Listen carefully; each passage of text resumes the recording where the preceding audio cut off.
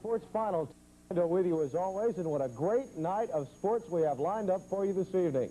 The LSU Tigers and Ole Miss Rebels renew an old Southern traditional rivalry tonight, and we'll have the replay for you in just a matter of moments. We're going to turn it over to John Ferguson, Bert Jones, and Doug Morrow for the play-by-play account of the battle between the Rebels and Tigers in just a moment. A big, big week, as we mentioned.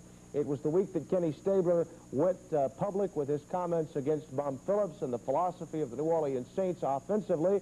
It was the week the LSU Tiger basketball team premiered for the first time for all the fans to see in front of 8,000 or perhaps even better on hand at the LSU Assembly Center for what in essence was a practice game between freshmen and veterans. It was also a big week from the National Football League standpoint. We'll give you everything you ever wanted to know about that and then some. And also the week the Southern University Jaguars rebounded against North Carolina A&T, winning at A.W. Mumford Stadium last night. Well, we're going to tell you about all of that at halftime of tonight's game. As usual, when we have an LSU replay, we are the halftime show. The Sunday Sports Final segment that you've become accustomed to seeing at 11 o'clock comes to you at halftime of tonight's replay of the Tigers and the Ole Miss Rebels. By the way, a little program note, we'll have the Tigers and Alabama Crimson Tide for you this time next week, right here on Channel 9 at the same time. Right now, though, let's take you to a Donnybrook. What a great game it was in the true tradition of these two fine institutions in the Southeastern Conference. The Tigers and Ole Miss Rebels. Let's go now to Tiger Stadium. John Ferguson, Doug Morrow, and Bert Jones for the call. Gentlemen. Earning the nickname of Mr. Cool because he is that. He's always definitely in charge. The Frank kicks off to Davis, number 9, deep in the end zone, and he lets it go by. And it'll be first down for the Ole Miss Rebels at their 20.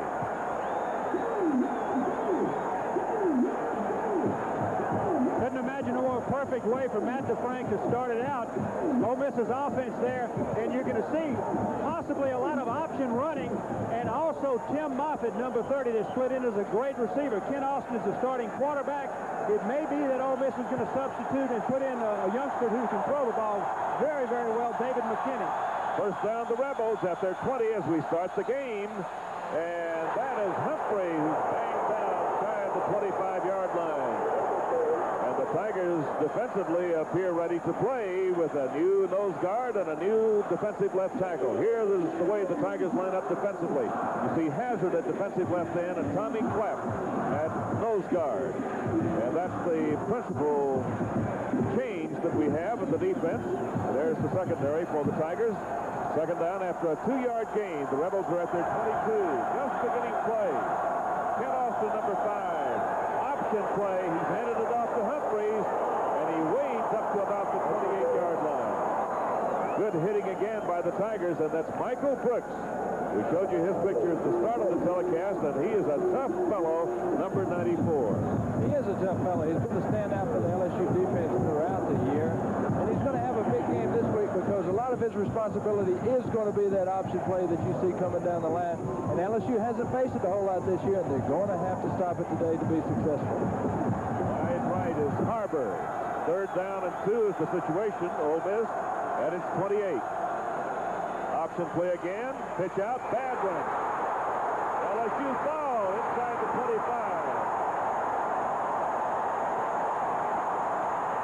There's the big turnover to start the game. It happened in comparable fashion 2 years ago here, right at the beginning of the game, in a runaway by LSU. So the Tigers now have the ball after the fumble recovery, which we show you again.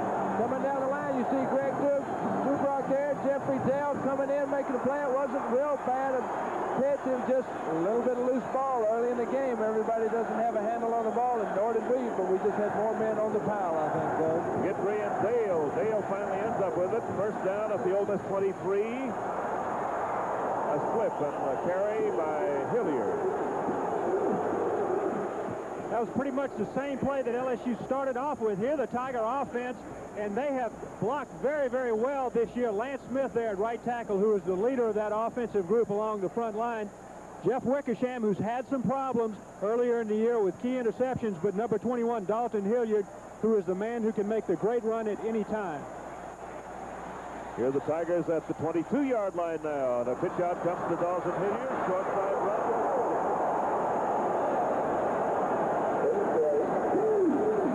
We're going to credit Jeff Harrod, number 66, with the principal stop on the tackle. And you can keep your eye on number 31, Nunn. He is an outstanding linebacker. He's listed as a right defensive end, but he is tall, 6'4", about 230, and he roams all over the field playing linebacker, rushing the passers, got excellent speed. Third down at the Rebel 20. Wickersham back to throw. Open and James. He feeds the ball to Martin inside the 15. It'll be close for the first down. Birdie had James in the moonlight. He did have James in the corner of the end zone, but there again is third down, 8 yards to go. The principal thing to do is pick up a first down. They were thinking first down. James primarily was a clear-out man here on this. They're running against a two-kick zone where there are 2 men in the zone. He just hits the man underneath. And that was Freddie Nunn, number 31 there. You've talked about him already tonight. And here comes the measurement to see if Wickersham and the Tigers have first and 10 inside the 15-yard line. And these, to me, are interesting measurements to watch. LSU does have the first down. You see the marker on the near side that's down right at the sideline. The official will put that down on the side opposite the chain, and that's what Eric Martin used to guide the depth of his route. Now, he went downfield. If it turned out that he had not made the first down, you kind of have to blame that on the official because of an improper marking of that orange triangle that's on the sideline. Harold Johnson drops the ball at the Rebel 13. First down.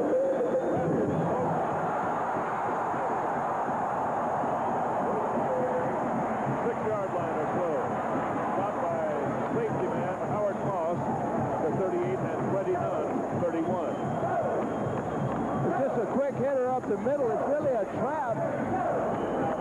Ratson comes in, traps a nose tackle, or the man over the guard, whichever the case may be. And Dalton just hits it right behind him, a quick hitting play. Second down, 3 at the Rebel 6. No score. Tigers threatening. Hilliard to the 1. Held up at the 1-yard line. It's first down and goal to go. That's Jeff Harrod and company on the tackle. And the Tigers are really showing muscle at the beginning of the game. John LSU got the big break early, and here you see just a handoff, and it's a power play with Raskin leading up inside. Herman Fontenot up there, and Hilliard just keeps his leg driving. He almost fought his way into the end zone. It's a pretty good place to have a first down. Wing T, strong side right. Hilliard at right guard.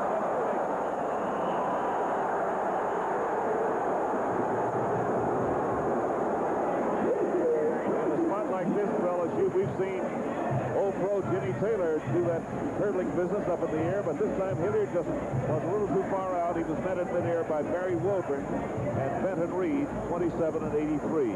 Hilliard has carried the ball 5 times, has gained 15 yards. It's second down, goal to go at the Rebel 1. LSU in possession. And Hilliard does not make it. Oh, yes, he does make it. He's in the end zone.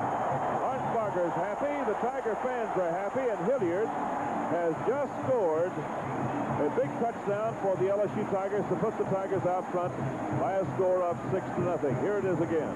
And, John, it looked like he wasn't going to make it at first. He got to the line of scrimmage, started to make his leap. He got met, but he just kept leaning forward and kind of twisted sideways into the end zone as he came down. Fine effort by Hilliard. Of course, he had pretty good blocking on the right side that opened up a little seam for him to get through. But Kansas, who's missed 2 points after this year, will be kicking from the 10-yard line to add the point after. 3. He's missed his 3rd of the year. We'll be back to action in a minute. Time out of the game. The score is Tigers 6, Rebels nothing.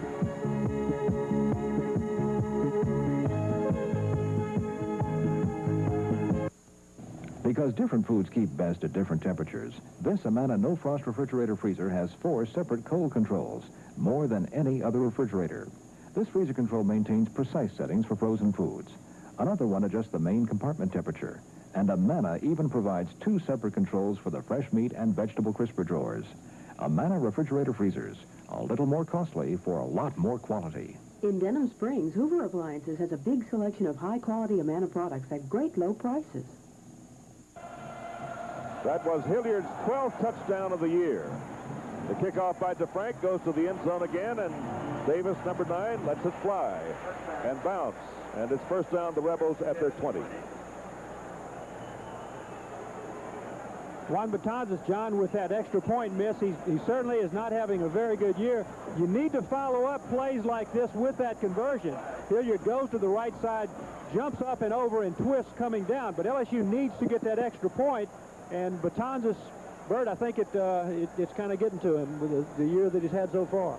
I don't think there's any question about it. You can see his confidence level just dropping week by week because he has missed a couple of key field goals and extra points. Last week they missed an opportunity to really put Notre Dame away early, 10-0 lead, and he missed a field goal, and it just kind of changed the momentum of the game, and I think it changed the momentum of his feeling. And that kind of business gets to be very important at this stage of the season. And kickers are such temperamental people as a rule, Doug, even though you were a kicker. I think that you'll find that they're very trendy. In other words, if they're hot, and if they're not, they're not. And when they get cold, they think about it because there's only one man out there then. It's not really a team sport then. There's just one pressure position. We're going to kick off again. DeFrank, number 3, who also can kick field goals and extra points, by the way. We'll try it again after a 5-yard penalty against the Tigers for offsides on the kickoff. He can kick it out of sight. Davis back in the end zone, bobbles it and won't run it out. So the situation remains the same. The Rebels have the ball first and 10 at their 20. I got the feeling that DeFrank is really kicking three-quarter style because he can kick it a long way.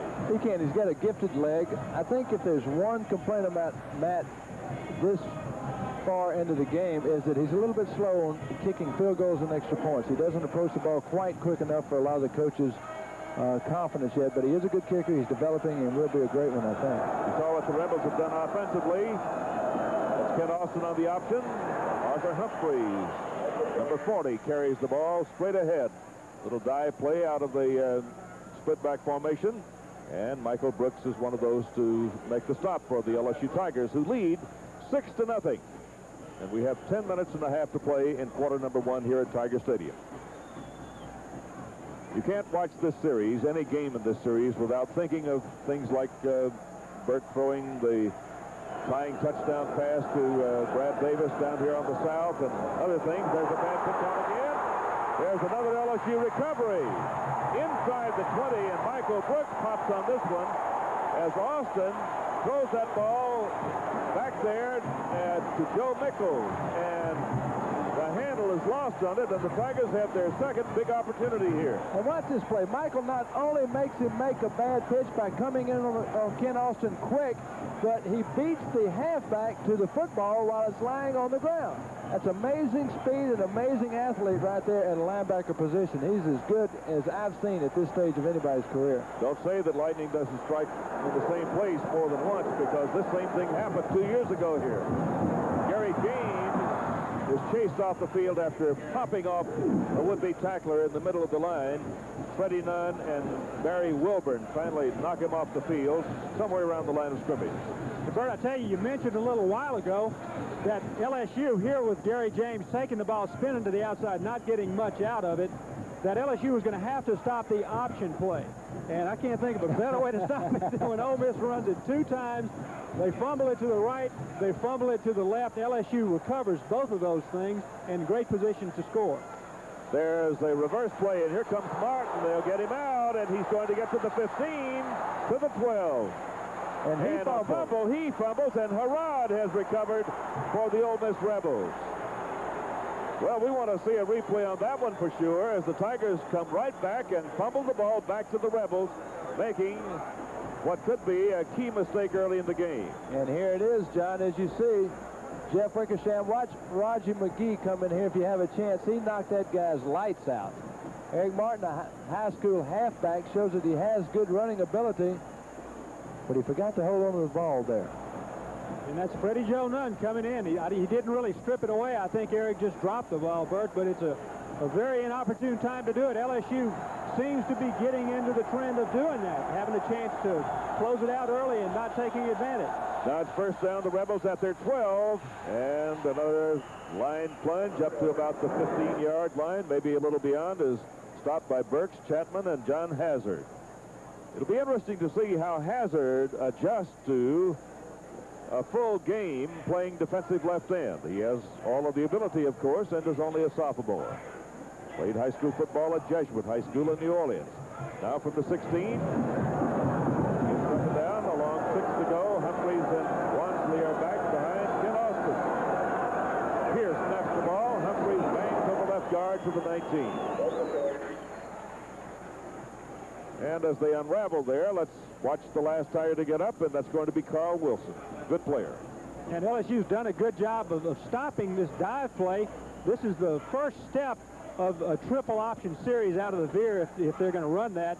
And they've stopped it in the middle, and you can understand why Ole Miss is kind of reluctant to make the pitch. The 2 times they've done it, the halfback has dropped the ball, and I'm sure Austin would like to at least let his 48-yard punter get a kick out of here rather than fumbling deep inside the 20. Number 5 is Ken Austin. He has Moffitt to the right side. Throws to the back man, but Wansley gets it for a loss. Loses about 6 or 7. Brooks is back there harassing him. And Wansley gets a reception, but for negative yardage. Wansley just drops out in the flat, expecting it's kind of like a quick screen play where they have one blocker out there specifically for Michael Brooks. And he's the one specific person that they did not pick up, and he comes in and makes the play behind the line of scrimmage. LSU's been facing great kickers who become greater this season every game. This is Bill Smith of Ole Miss. He can kick it a country mile. That was blocked, but he kicks it away. And Norman Jefferson is at the 42, fumbles and falls on it at the 43. Butterfingers there a little bit. A 45-yard kick and a 1-yard return, recovering the bobble. Robert Smith was down there on Norman Jefferson, so there was no chance for a return. But you know, that's right. All of the kickers LSU has faced this year, field goal kickers and punters, have had their finest nights against the Tigers in 1984. There's a way to combat that, you know. Let your guys have their finest nights, too. Wickersham hits Martin on a knee at the 49. It's complete, and so he got 6 yards on it. No tackle. Cunningham was on top of him. Cunningham, number 43, right cornerback. Now, this is a pass it would not hurt for Jeff to throw all night long if he has the opportunity. He's got Martin out here with only one person deep. He doesn't have a man short in an area who can knock the ball down or intercept it. And Jeff needs to get in that rhythm of completing the ball and throwing it hard. Second down 4, and there's a quick shot out to Fontenot. First down. Still going inside the 40. Out of bounds at the 36. Chased away by Lee Davis. That's 14 yards for him and the Tigers. Now, this brings up a point as the Tigers are going to have a little short time here as we watch the play again. Fontenot gets the first down. And you see Herman just dropping back. It was a design play where it's almost a screen because Eric Martin is out on the outside with him in a slot position, which means 2 wide receivers to one side. And he's not a receiver. He's really a blocker. He waits till Herman caught the ball, and he goes downfield and blocks for him. Rafton in motion. Pitch out comes here to Gary James. 40-yard line. He was slowed behind the line. Pretty good play there by Johnny Armstrong. That's right. I was just going to say in the course of that other play there, Bert and Doug, that a lot of people are characterizing the LSU offense, passing attack primarily, as an east-west type offense. And I guess the Tigers do perhaps go laterally a little more than they go downfield. You get fewer interceptions that way, I guess. You do get fewer interceptions. I don't necessarily regard them, as you see. There's a little flare pass to Hilliard. He can't hold his footing. He's down at the 39. It's going to be 3rd down and 13. And, you know, there's a lot to that, John. Here you're going to see another example of it. And it's okay to go east-west, I think, as long as at the end of it you finish up north-south. That time they had an opportunity to pick up a few yards. Hilliard slipped near the sideline and wasn't able to pick up the yardage that he needed. And now, Bert, you have another viewpoint about that as a passer. Here's Wickersham back again. Pumps one time, goes down the middle. Touchdown! That is McGee. Can't get it. It's incomplete. He led him a little too much. Incomplete for a sure 6 points. That man can get open. That was north and south, but Yes, it was almost touchdown. This is a good play on Jeff's part, except for the throw. He fakes the weak safety off by looking to the left side of the football, and then he comes back and finds Roger McGee downfield, wide open. He just overthrew him a little bit. I bet he wishes he had that one back, Doug. That's right. And here is Clay Parker, punter, on 4th down and 13 from the Rebel 39 to go for the corner, perhaps. Across field. Wobbly kick that's going to bounce inside the 10. 5. And the Tigers down it around the 5-yard line. 37 yards, but Parker got the good mileage out of that attempt. He did do that. It was a fine punt. They almost messed up by batting the ball into the end zone down there when there was no Ole Miss Rebel around it, and the ball had almost stopped. Fortunately for us, we had another man standing at almost at the end zone, keeping that from happening. Fine play there. But you're right, John. They have done a lot of east-west throwing yet. They're still an up-the-field type throwing team a good bit. I think they do that primarily because most teams have been dropping off with their linebackers and getting depth in their drops, which constitutes you almost have to throw short. The Rebels from their 5. Option play. Wansley. Hit hard, very hard by the Tigers' number 29, and that's Lifford Hobley. And that was a fine play by Hobley, because as the play developed, you're going to see Austin come down the line, and he makes the pitch just at the right time. He makes Jeffrey Dale commit to him, gets it out to Wansley, and Hobley comes over from inside and sticks helmet to helmet, pushing Wansley back for really about a 3.5-yard gain when it could have been much longer. The ball is nosed up to the 10, so it'll be second down and, well, about 6, as it turns out. There goes Austin to the other side, pitches out again, and Wansley goes to the outside. He's down at the 15, hit by Guidry. Kevin Guidry has really come on to be a very adequate cornerback for LSU this year. He's a good hitter, but I tell you, if you give him too many opportunities like this, there's nobody who can make tackles in the open field like this all day long, because he's out there one-on-one, and he has nobody to protect him. He made a fine tackle on Wansley, but I don't think you can ask that of your cornerback play after play. They're going to have to get a little bit more support from the inside. First down on the measurement, just outside the 15. Mario Perry, number 81, you see there in the huddle. He was a surprise starter at tight end for the Rebels. Weighs 216. At Memphis, Nathan Wansley. Ole Miss leading rusher and receiver after 8 games. By the way, in total offense so far, Ole Miss has 8 yards, LSU 46, so we're not breaking any records so far in the game. We have 5 minutes to go in the first quarter. LSU leads 6-0.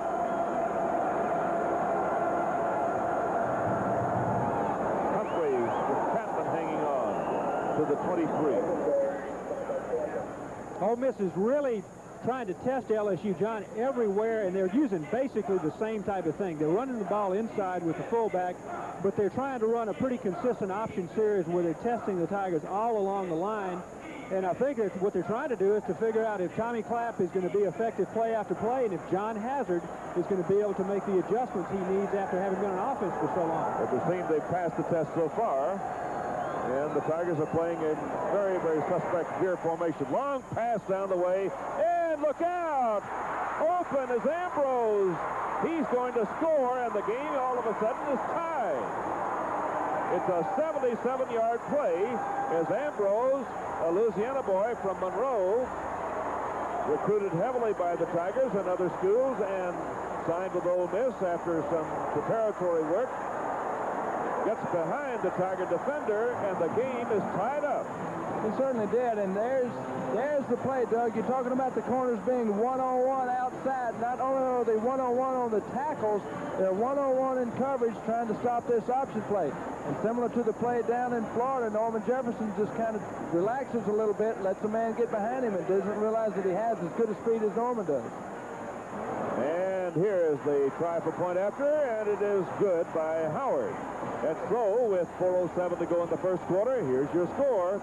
The Ole Miss Rebels 7, the LSU Tigers 6.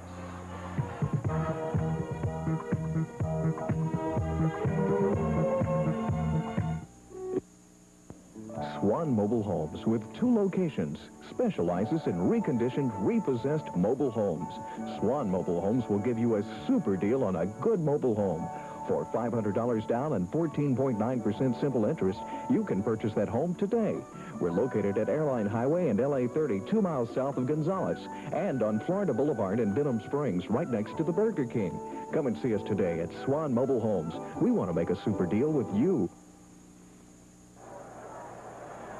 The kickoff as we get back to play. The Rebels take a 1-point lead. Smith kicks down to Fontenot at the 5. Here he comes. 21-yard line. And he was slowed in the beginning by the Rebels' number 86, who is Henry Hill, a flanker, and works on special teams. That was Ambrose's first catch this year, by the way, a 77-yarder as he got behind Jefferson, and the Rebels, after the point after by John Howard, have the lead 7-6. They might throw to him again, John, if he does that every time. They might do that. Just goes to show you the power of the air game. That was a 95-yard drive altogether. From the 21, Wickersham to Hilliard. Short side, wrapped up by Reed, number 83. John, I tell you something that it really points out, that long touchdown pass, is that here you see Wickersham with the pitch to the weak side. Hilliard looks like he's having some problem with his footing. His footing has slipped 2 or 3 times so far in this ball game. Back to the long touchdown pass. It points out the difference between Jeff Wickersham just overthrowing Raji McGee, which would have given LSU a two-touchdown lead, and Austin hitting Ambrose on the numbers for that touchdown. What a swing it made. 2nd and 9. Hilliard is chased by Fuzzy Huddleston. He's down at about the 27 or 8. This copyrighted telecast is presented by the authority of Louisiana State University and is intended solely for the private, non-commercial use of its audience.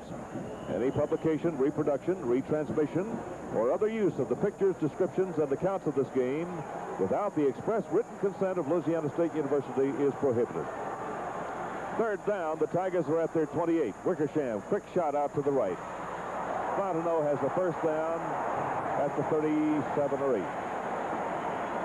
Wilburn makes the stop.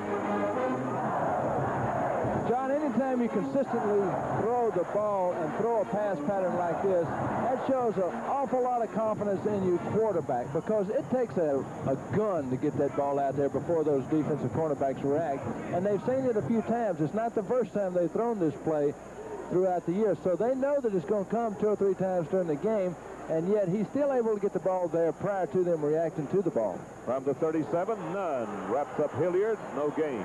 Of course, that's the kind of pass that, if properly timed defensively, is easily intercepted.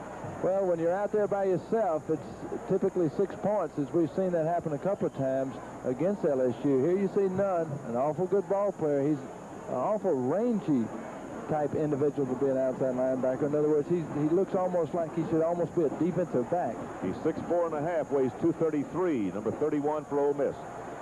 2nd down play. Blakemore blitzes in and pulls Hilliard down, and Hilliard is not having the best of evenings so far. You want to see that one again, too. Hilliard is muscled down at the 34-yard line. Bob Blakemore seems like he's been at Ole Miss ever since Ole Miss had football. I know that he hasn't, but here he made the type of play that the Rebels need to get fired up defensively. That's 2 fine plays consecutively, none in Blakemore, and those kind of plays really will charge up the entire Rebel football team. Hilliard has carried the ball 10 times so far, has gained 21 yards. Wilburn blitzing, and it's a pass outside, incomplete. And we have a flag maybe on this one. It's against LSU. It's a legal procedure. They got a little bit movement out of the wing back on the right side, but certainly Ole Miss will decline it. It'll give LSU a 4th down. Safety blitz had got the attention of Mr. Wickersham. You've seen Joe Hicks give the signal, and Wilburn, who was the blitz figure on that particular defensive play for Ole Miss, is passing on the decision. Wing back on the right side, moving in motion. You can't tell Mr. Hicks is from the South. All right, 4th down as the penalty is going to be declined. Weak safety coming back from about 8 or 9 yards back. You can see him how he cheated up there as Wilburn comes into the play now. And Jeff read him. Just really didn't have a good pass pattern out there. I'm not sure the receivers read blitz and got open for him. Bill Arnsparger's team is 1 point down, 7-6. Clay Parker to punt, either to Moffitt or Goodlow. Gets the kick away, and it's a very nice kick. Moffitt from the 25 is hit hard, and we have a flag on the play, and it could be that Steve Rehage, number 7, was too close when the ball came down, regardless of whether Moffitt caught it. That would carry a 15-yarder. 41-yard kick by Parker. Here comes the ball down. Steve Rehage is almost in every special teams play all year. And once again, he was right there. But that was a questionable call because he was in contact with the blocker. 5 yards of the receiving team. 5-yard penalty. 5-yard penalty. All right. You can't interfere with the receiver's ability to catch the ball. And, of course, you have certain restrictions on punts downfield, and so Ole Miss gets 5 yards on it. I guess what the penalty was, John, you've got to give a 6-foot area between the tackler and the receiver so that he has ample room to catch it. And Rehaj, I guess, was inside of the 6-foot area. But I got to agree with you. He kind of got blocked into it by somebody who was back there protecting the returner. First down, the Rebels at their 30. The Rebels hold a 7-6 lead late in the first quarter here at Tiger Stadium. There's the option. And the carry by Humphrey and the tackle by Chapman. 5-yard gain.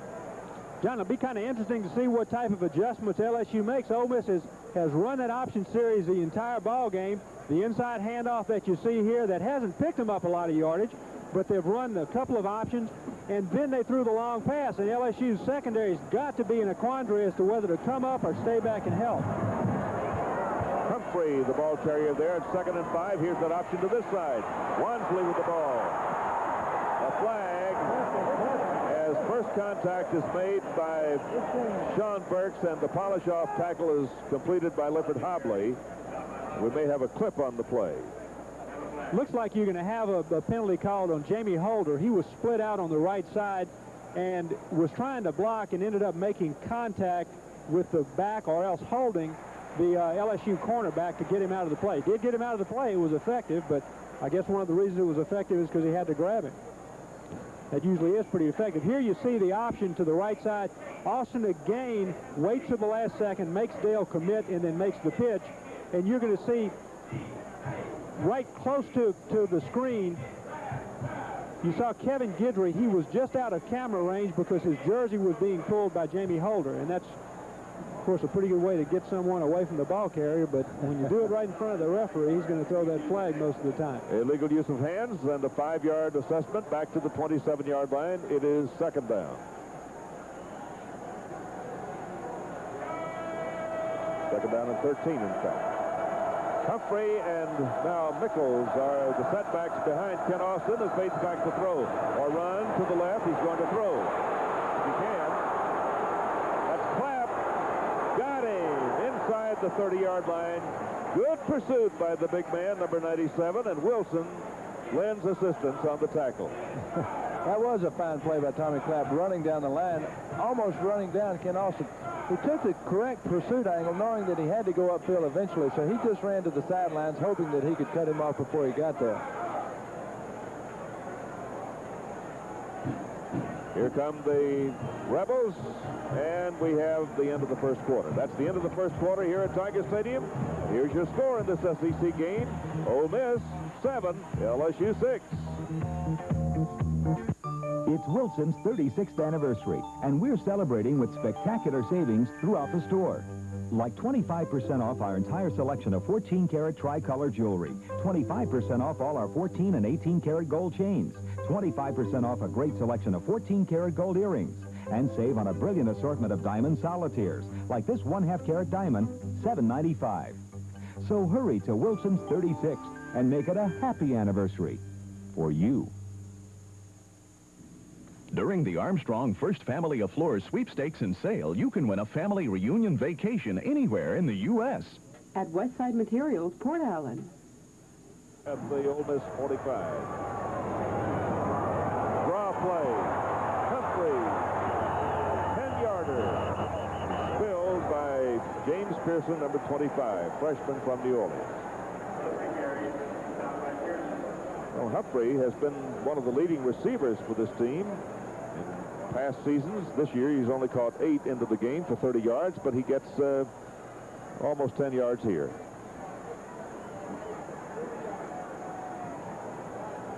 It's a game where they're really concerned with the option, yet the pass is beating them thus far in the game. They're coming out for the measurement. Humphrey almost made it, or we'll find out whether he made it or not.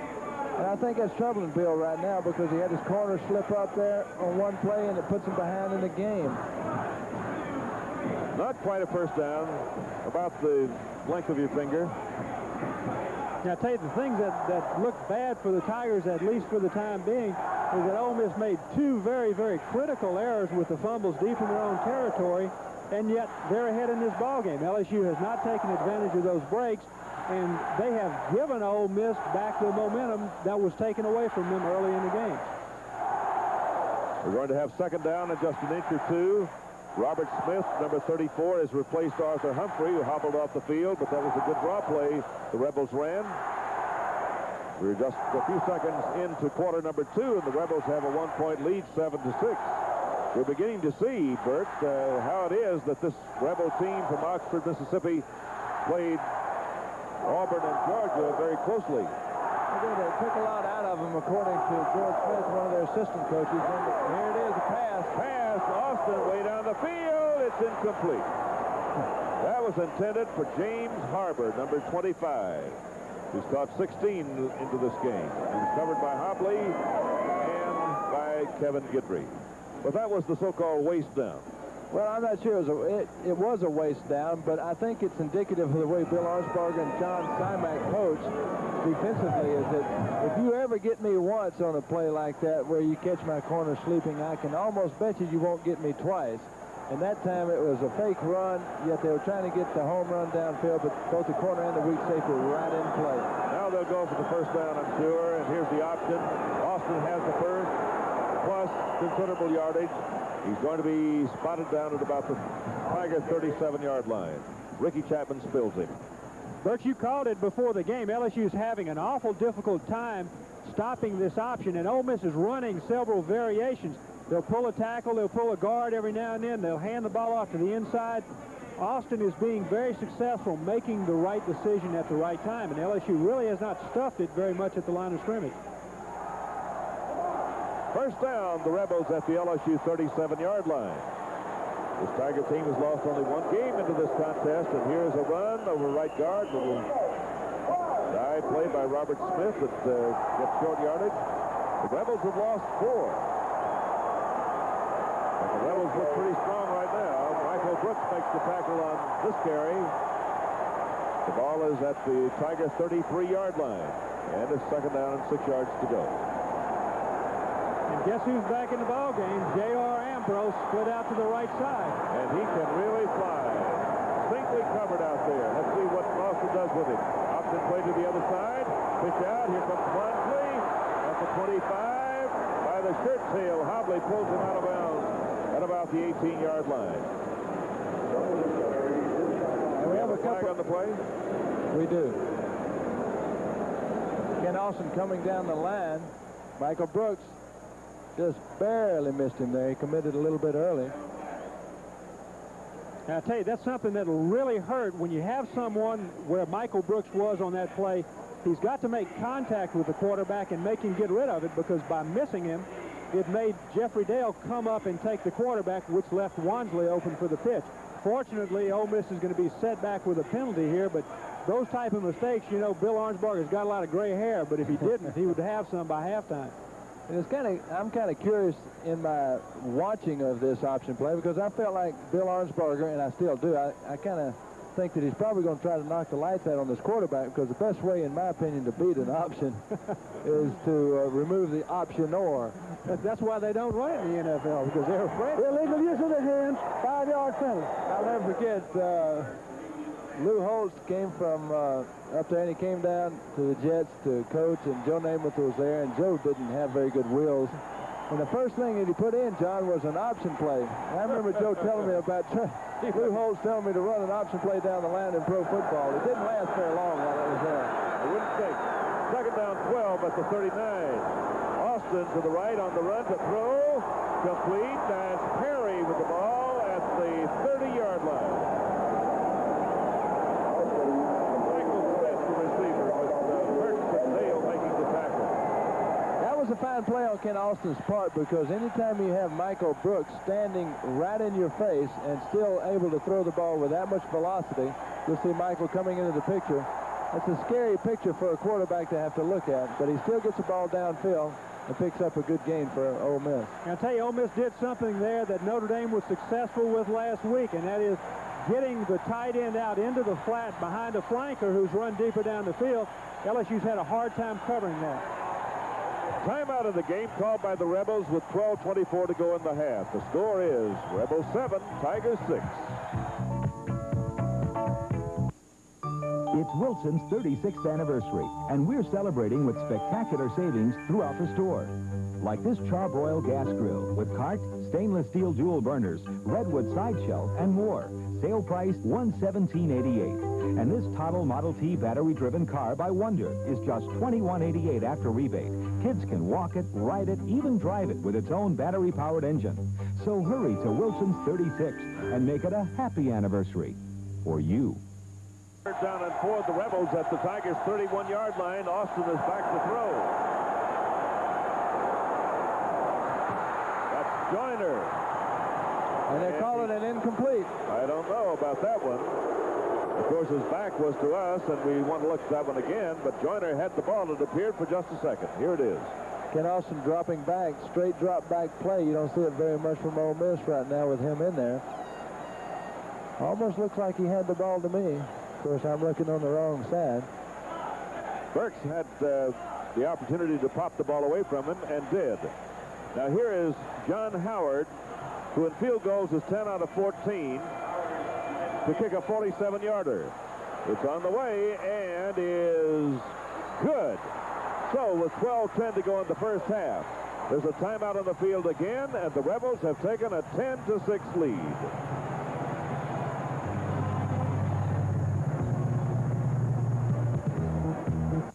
Protection, something we need every day. Whether we're at work or at play or on the way to both, we have to have protection. At Wright & Percy Insurance, that's what we do best. For 104 years, we've ensured the peace of mind that allows our clients to devote their full attention to their personal and professional goals without the fear of inadequate coverage. Just to be on the safe side, do what's right. Wright & Percy Insurance.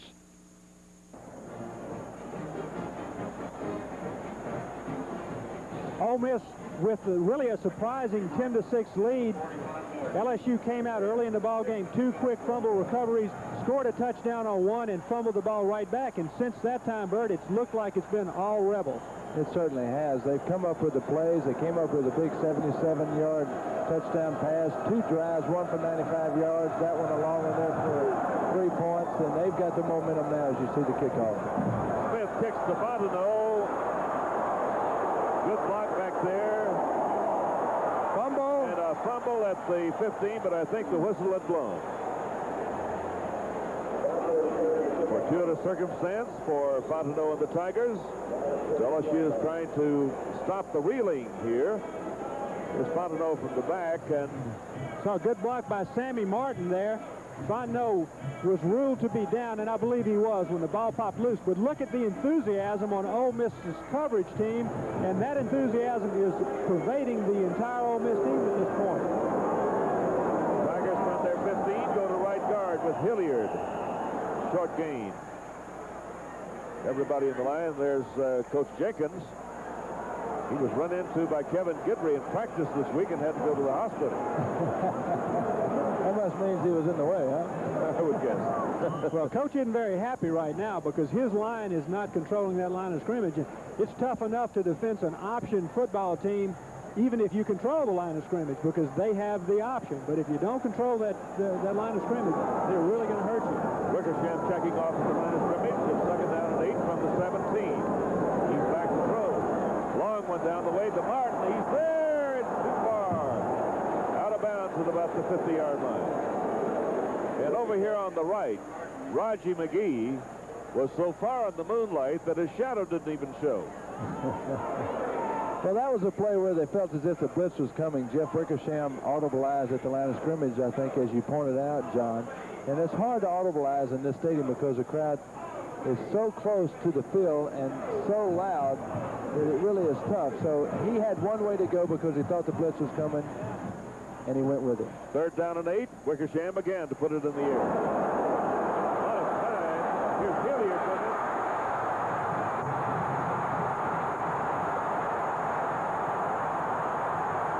He stopped inside Rebel 25-yard line. It's a big Tiger play. Barry Wilburn runs him down.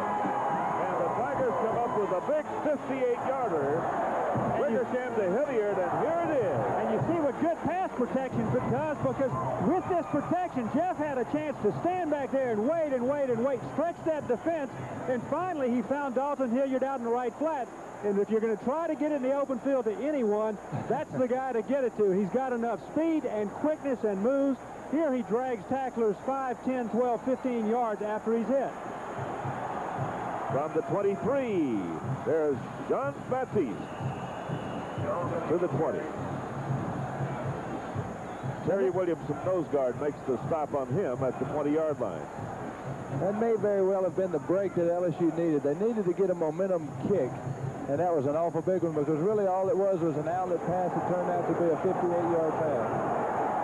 Second down, a long 7 to go at the Rebel 20-yard line. LSU down by 4. Wickersham to the air. In the end zone, James doesn't get it. Tried to catch it with the left hand. We have a flag on the play. Wickersham is into the game, incomplete. And, John, this was the same play that you saw earlier down at the other end zone when you said Gary James was in the moonlight. Well, he was in the moonlight once again, and I think that what you'll see there, besides the holding against LSU, is the fact that it might not have been a bad decision not to throw to Gary James earlier, because he has had a bone in his hand broken, and he's playing kind of semi-hurt, wouldn't you say, Doug? And you watch him here, he'll almost try to catch the ball with one hand. And that's awful hard to do, even though he has a partial cast on his hand. He probably should have tried to get it up with the other one. And another thing, as you mentioned, the first time they ran the play on the other end, he threw the ball to Eric Martin short. This time you saw him pump to Eric Martin real short, laid it up. It was really a difference. By the offensive team, 10-yard penalty, second down. But again, it's important to, when you have people open like that, to complete that pass, because it's just a long down that doesn't count for anything if you don't make that connection. From the 30, second and 17. Here comes a safety blitz. He's not ready for it this time, and he's losing some yards back to the 33. Jeff was ready, but he had no one in the open. He had a little quick screen out to the outside, and it didn't look too good, so he just tried to make do what he could. You'll see him come in there. Watch the men stop. That means they have man coverage. Wise decision not to throw it. Now Jeff is just trying to get all he can out of the play. Benton Reed, 83, and Howard Moss, 38, collaborate on the stop. And the ball is on the Rebel 33. Long yardage to go, and the blitz again. Wickersham throws to the end zone. That's McGee. Can't get it. Makes a dive for it.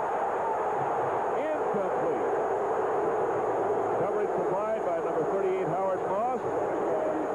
And the Tigers do not get the points after the long run. Once again, Ole Miss is pulling out all the stops here. That's a third safety blitz in a row and a third and long situation. Jeff reads it, has a man there for him to block. Roger McGee downfield. It was just a little bit out of his arms. And so Clay Parker comes in to punt. It's fourth down at the Rebel 33-yard line. 20 yards to go for the first down. And the Tigers are still down by 4, 10-6 with 9:32 to go in the first half.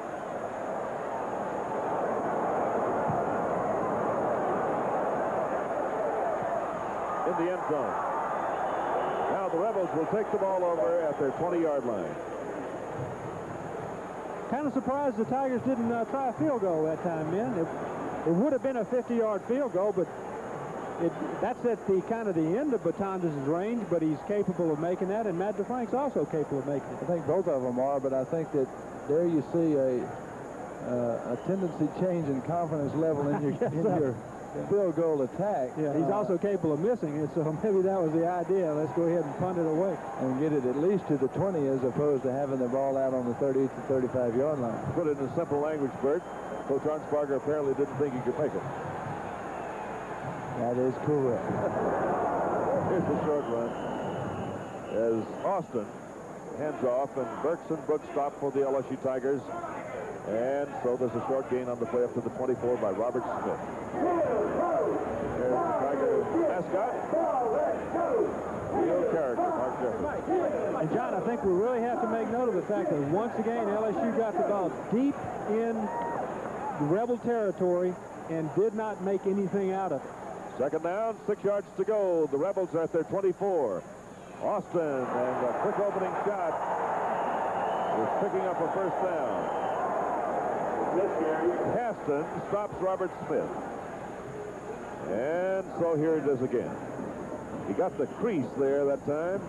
Well, Robert Smith's a good, strong young running back. Boy, you saw him put a lick on Caston. Caston is a strong tackler, and Smith just lowered his head and knocked him flat on his back.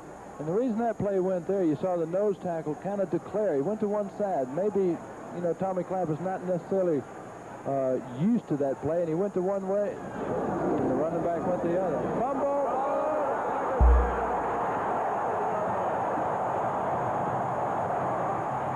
Greg Kubrock hops on a fumble, and I think by Robert Smith.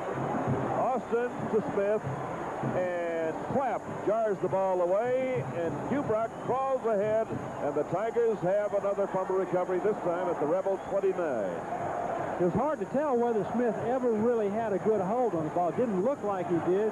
Didn't look like the exchange between he and Austin was very clean. But at any rate, LSU again with another golden opportunity, but they just haven't been making use of these. The Rebels lead by 10-6. Wickersham hands off. We have a whistle, and this play will be nullified. That usually signals illegal procedure. Moving on the left side of the LSU offensive line prior to the snap, it looked like. This lack of sharpness by LSU is really costing the Tigers so far. It's cost them almost 21 points thus far. One on a pass, one not scoring when they got down there, and then one on a defensive corner relaxing on the play, and that is a lack of sharpness, and that's 21 points. Now the encroachment by the offensive team, 5-yard penalty.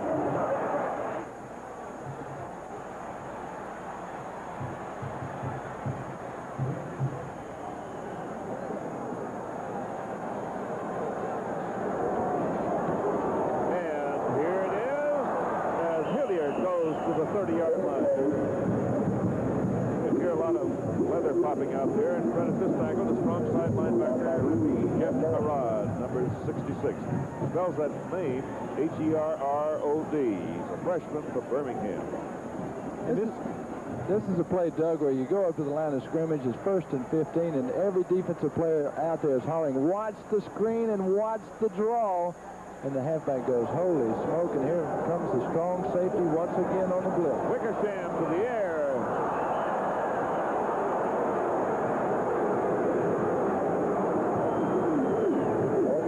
Third down coming up. LSU's just not making any use of that. It's tough when they blitz you, but when a blitz man comes out of the secondary, that means that one of those guys back there is going to be gone. And you've got to find the open spot. You've got to be in a play where you can make use of that availability. Third down 11 from the Rebel 30. Wickersham is being chased. Throws it away. Fourth down coming up. And again, the Tigers run afoul of just all kinds of situations after getting the ball deep in enemy territory. Kansas will have a chance to add 3 points. In field goals, he's 12 out of 19. Missed 2 against Notre Dame early in the game last week. Bert's already commented on that.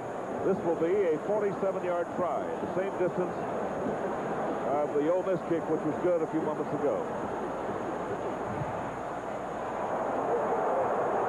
No good. And the Rebels stop the Tigers, and Matanzas misses again.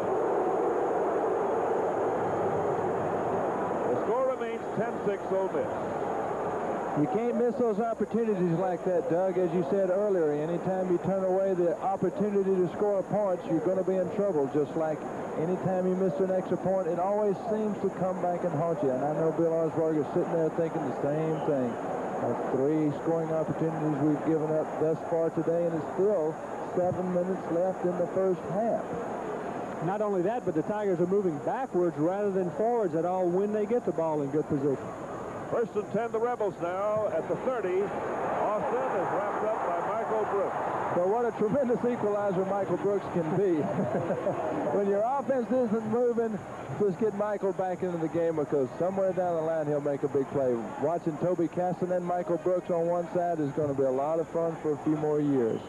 Not only did Brooks force the play, he also made the play and had total control.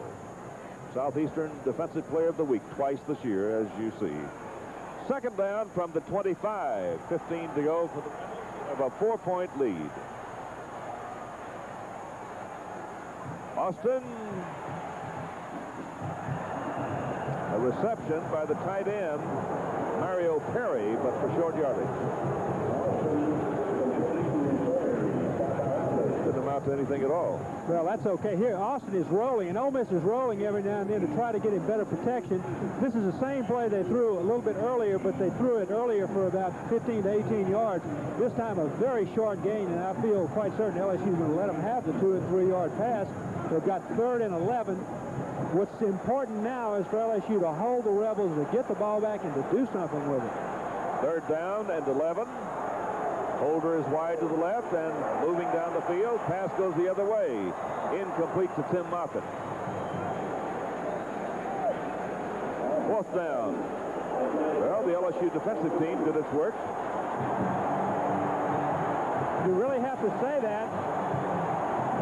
LSU with good pass coverage, and Austin, who has had time to throw most of the evening, really wasn't pressured there, but just didn't make a very good throw. Moffitt, again, had gotten open, but the ball just was not where he could catch it. But LSU's going to be able to get the ball back, but that offense has got to do something with it. Bill Smith to kick to Norman Jefferson. Nice high kick, but not all that long. Fair catch signal by the upback, who's Jeffrey Dale at the LSU 33. That's a 38-yard kick. Well below the average, enjoyed by Bill Smith, who can really kick them out of sight. He had earlier this year won 65 yards in length. Had won 92 yards in length, too, earlier this year. That's right. But now's the time for all good men for LSU to stand up and be counted, because they need to get a drive going here. They need to establish something on offense, because if they don't, they literally can let this game and the tempo of this game slip away from them, because they should and are a better football team. Handoff goes to Hilliard. He got past one of the men on the line, but Mike Fitzsimmons wraps him up at about the 35, 36-yard line, 3 yards up the field. Dalton Hilliard has had the long run after receiving the little check-off pass earlier in this quarter, but the Tigers made nothing of it. Otherwise, Hilliard has been pretty well contained. 2nd down along 7 at the LSU 36. Same play, but slammed this time. A hard knock on Hilliard at the 41-yard line. And I think they called a penalty on Lance Smith for blocking after the play downfield. The tackle was made by Patrick Brown, a reserve linebacker.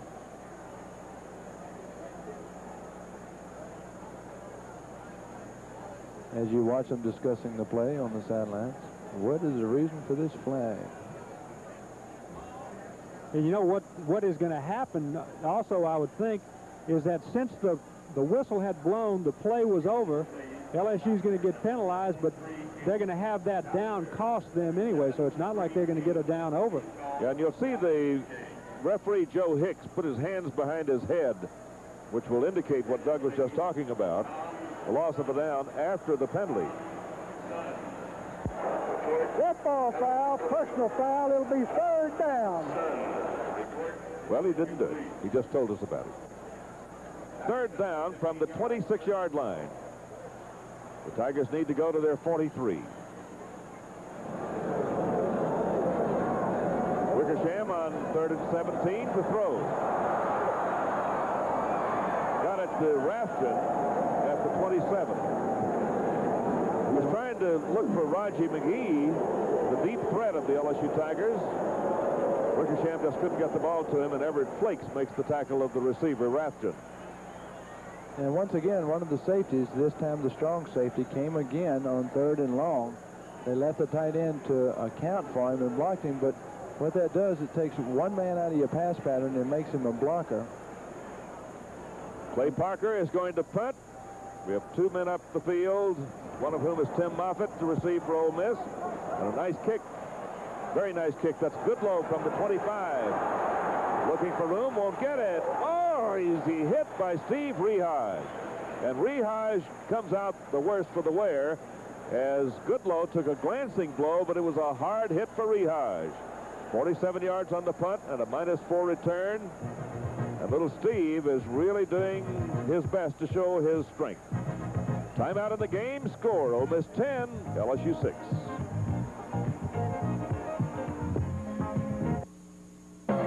For the next 30 seconds, Burger King will conduct a test of your appetite alert system.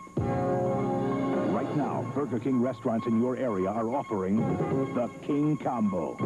A juicy flame-broiled Whopper, large order of crisp golden fries, and an ice-cold Pepsi. The King Combo, all for a special price. To complete this test, please report to Burger King. It's Wilson's 36th anniversary, and we're celebrating with spectacular savings throughout the store. Like this fine selection of GE products. The Bruce Daughter automatic drip coffee maker is just $29.97 after rebate. The Space Maker electric knife, sale price $21.97. This Space Maker can opener, sale price $17.97. And the Space Maker 10-cup drip coffee maker, sale price $39.97. So hurry to Wilson's 36th and make it a happy anniversary for you. One of the LSU Tigers. And Rehage is on his feet. He's a tough little fellow. Kind of hobbling off. There's Batanzas, who's reflecting on a couple of things, I'm sure. The Tigers are letting some opportunities slip by, and that's always a dangerous thing to happen against a team like Ole Miss, or any other team in the SEC for that matter. 10-6, the Rebels lead by 4. And the Rebels have first down at their 23. Austin with the ball. Screen pass. Wansley with it. Out of bounds. He's at the 29-yard line. He got 6 yards on the play. Wansley, number 32. Nathan Wansley is from Moss Point, Mississippi. Here's this is just a screen play. Ken Austin backing off. Wansley getting the ball. And there you'll see Michael Brooks trying to come into the play, and he and Genovese for Ole Miss are having a battle out there. They're pointing their fingers at each other after every play, so you can look forward to having a real exciting night down there. Second down, Austin traveling right and throwing on the run. Dropped by Perry. Incomplete. Third down coming up. But he was there, and again, that was that little rollout that they have run. This is the third time at least they've run that pass. They've completed it twice previously, once for long gain, once for short gain. That time it should have been completed for a first down. Perry just dropped it. But LSU, the point is LSU has not yet covered Perry sufficiently to keep him from catching the football on that play. By the way, Ole Miss has only 2 games left this year after this one. Why the season has moved along. Third down from the 29. 4 yards to go for a first down, and Austin fates back to throw again. Out of the pocket, looking for somebody, throws it way down the field. It's overthrown to Harbor. Harbor may have stopped on the pattern, and of course that's a crucial thing to do. You're not helping the passer at all, but he was not in position to get open to catch the ball. He wasn't. He had already gone through with his salmon. He had an out route where he goes down and breaks out. It was an all-out blitz from the linebackers for LSU here, which means he was one-on-one, and Kevin Guidry just stayed on him like a blanket. He kept him all the way covered, and finally Austin said, pointed his finger downfield, go somewhere, try that, and he just threw the ball away. Jefferson is down the field, and Bill Smith, the long punter for Ole Miss, is going to get a big rush here. Gets the kick away. Nice kick. Jefferson from the 27. Look out. 32 or 3-yard line. 45 yards on the kick, and he returns about 7. Now the Tigers really need to get something cracking here from their 33-yard line. Just 3 minutes left in the half, too, and if they're going to get it going, they're going to have to get it going pretty quick. 3:36 to go in the half. Tigers have been their own worst enemy in this game. Quicker chance to throw. Behind the line by Freddie Nunn.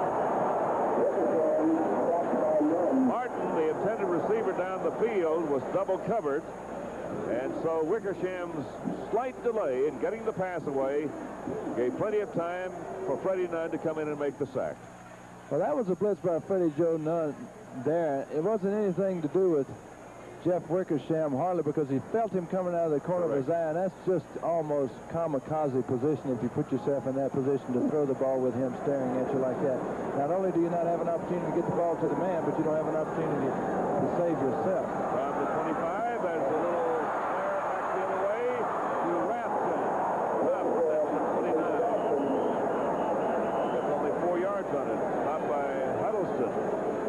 Linebacker, number 44. You've got to be very impressed with the Ole Miss team defensive speed and quickness on that play. Rathjen had the ball in a good enough position to make a pretty decent gain out of that thing. And he does not have blazing speed, but he's got pretty decent speed. And Ole Miss did a great job of getting over there and covering it with their entire linebacking group. 3rd and 14. The Tigers are at their 29 and down by 4 points, and time just slipping away. Blitzing again. Wickersham to throw. Down the field to Fontenot. Good effort, but no catch. He almost had it. Wickersham was being blitzed by Barry Wilburn, number 27. And the Tigers don't do it again, and will have to punt. Point of the down, the LSU 29-yard line. -4 on that possession, and Clay Parker's in the punt. Down the field, Goodlow and Moffitt standing at the Rebel 25-yard line, giving healthy respect to the right leg of Clay Parker. My, I wish he'd put his shoe on. He's going to boot it just the same.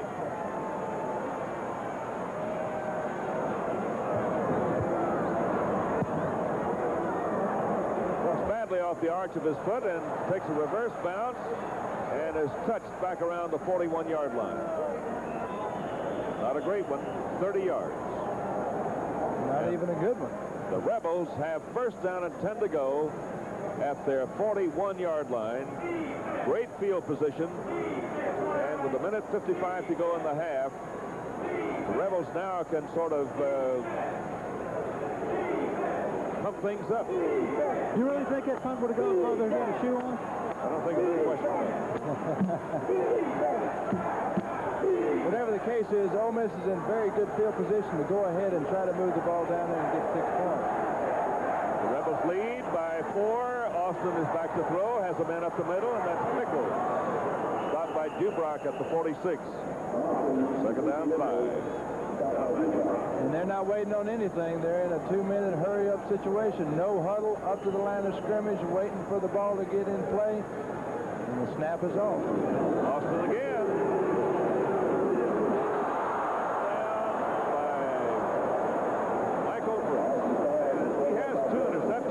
This year and 50 tackles. Had he caught that one, it could have been 6 points for LSU.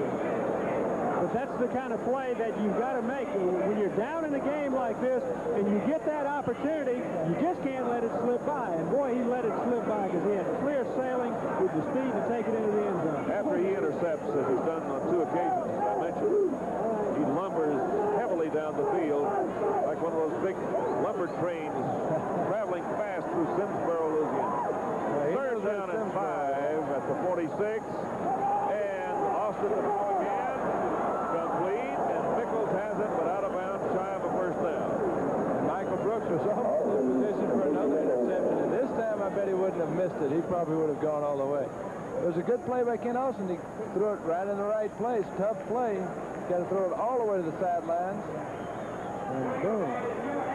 You saw good action there as Tommy Clapp was trying to get past the offensive line for Ole Miss and was pretty well contained. But now the Tigers have stopped the Ole Miss Rebels. Bill Smith comes in. The point of the down is at the Rebel 48-yard line, and Jefferson is standing back at the Tiger 10. The clock shows 1:24 to go in the 1st half. No big rush. A very nice kick. Nose turns over, and there it goes. Vaughn Goslin, 52 yards down the field.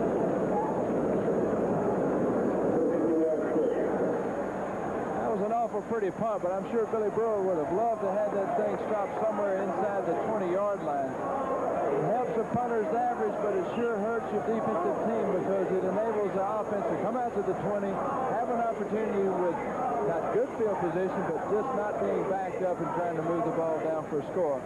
But you know, Ole Miss is so fired up defensively, and they've played so well this ball game, except for their first series, that I don't think they really mind where LSU has the ball. Do you know, Joe Hicks and Harold Johnson almost spotted the ball at the 19. I would love to have seen that. Andrews, tackled by Huddleston, but he picks up a first down. 1:07 to go in the first half. And Bert, there you go. That's the guy they've been keeping in the block, and they need to get him downfield in the middle of the field, where if he's not going to be covered, they can go ahead and get rid of the ball to him because he is wide open there. Now the Tigers then hurry up. Hilliard this time thrown back by Everett Flakes. At the 39. Clock continues to move.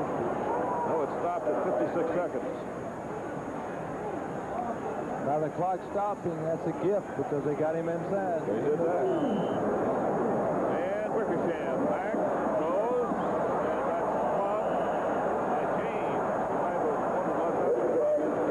Now the clock continues to travel along. 45 seconds to go in the half. Timeout LSU. Timeout of the game. 43 seconds to go in the half, and the score is Rebels 10, Tigers 6. Our children are our future in the Felicianas. Hal Ware is a parent. He knows the district attorney can have a positive impact on our children's future. He'll work in the classroom to help them understand criminal justice. He'll institute creative programs to help them learn to be contributing members of our community. Hal Ware knows our children deserve the best we can give them to help them become the best they can be. Tuesday, November 6th, elect Hal Ware, the Feliciana's best choice for district attorney. She had been arrested for the first time and was facing time in jail. If it had not been for pretrial intervention, I don't know where I'd be today. And it's all thanks to Mr. O.C. Brown. He listens to what we need and what we want, and he tries to give it to us. He cares about the younger people as well as the older people, and that's what counts. I was given a second chance. The record proves O.C. Brown has been a great district attorney. Back to play, and Wickersham watches the blitz come and wrap him up at the 30-yard line. They brought 4 men that time, 2 of whom were Marcus Green, 76, and Mike Simmons, 74. Tigers now face 4th down. Ole Miss wants timeout. All right, Wickersham is 12 out of 19. 3 sacks have been recorded by the Rebels. The Tigers have lost a total of 20 yards. And you've got to say, except for the very beginning of this ball game when Ole Miss looked like they were trying to give it away, LSU really has been beaten at the line of scrimmage. Here you see another example. Jeff Wickersham's back there. He does not have an opportunity even to look downfield. Ole Miss's line of scrimmage is just dominating, both on offense and defense. And proof of that fact is that Ole Miss now has called a timeout with 27 seconds left. They want to get the ball back and perhaps try a field goal. Certainly they'd love to run this punt back all the way. They have 10 men on the line of scrimmage. They may be trying to step on Clay Parker's foot and injure him prior to him kicking the ball. As you watch Billy Brewer pace the sideline. 10 men on the line. Could be an attempted block here. Here they come. Parker gets it away and gets a nice kick away to Tim Moffitt. Fair catch signaled by him. We have 19 seconds to go in the half. 44-yarder by Clay Parker and under some heat.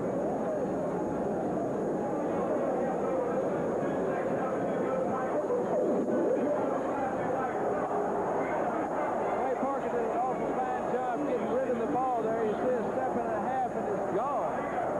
Because had he not, that ball could have very well been blocked because they were in there fairly quick, wouldn't you say, Don? Sure were. They got good penetration there, and Clay did a fine job getting it off. Austin is going to be content with a 4-point lead. And I would be too if I were Ole Miss.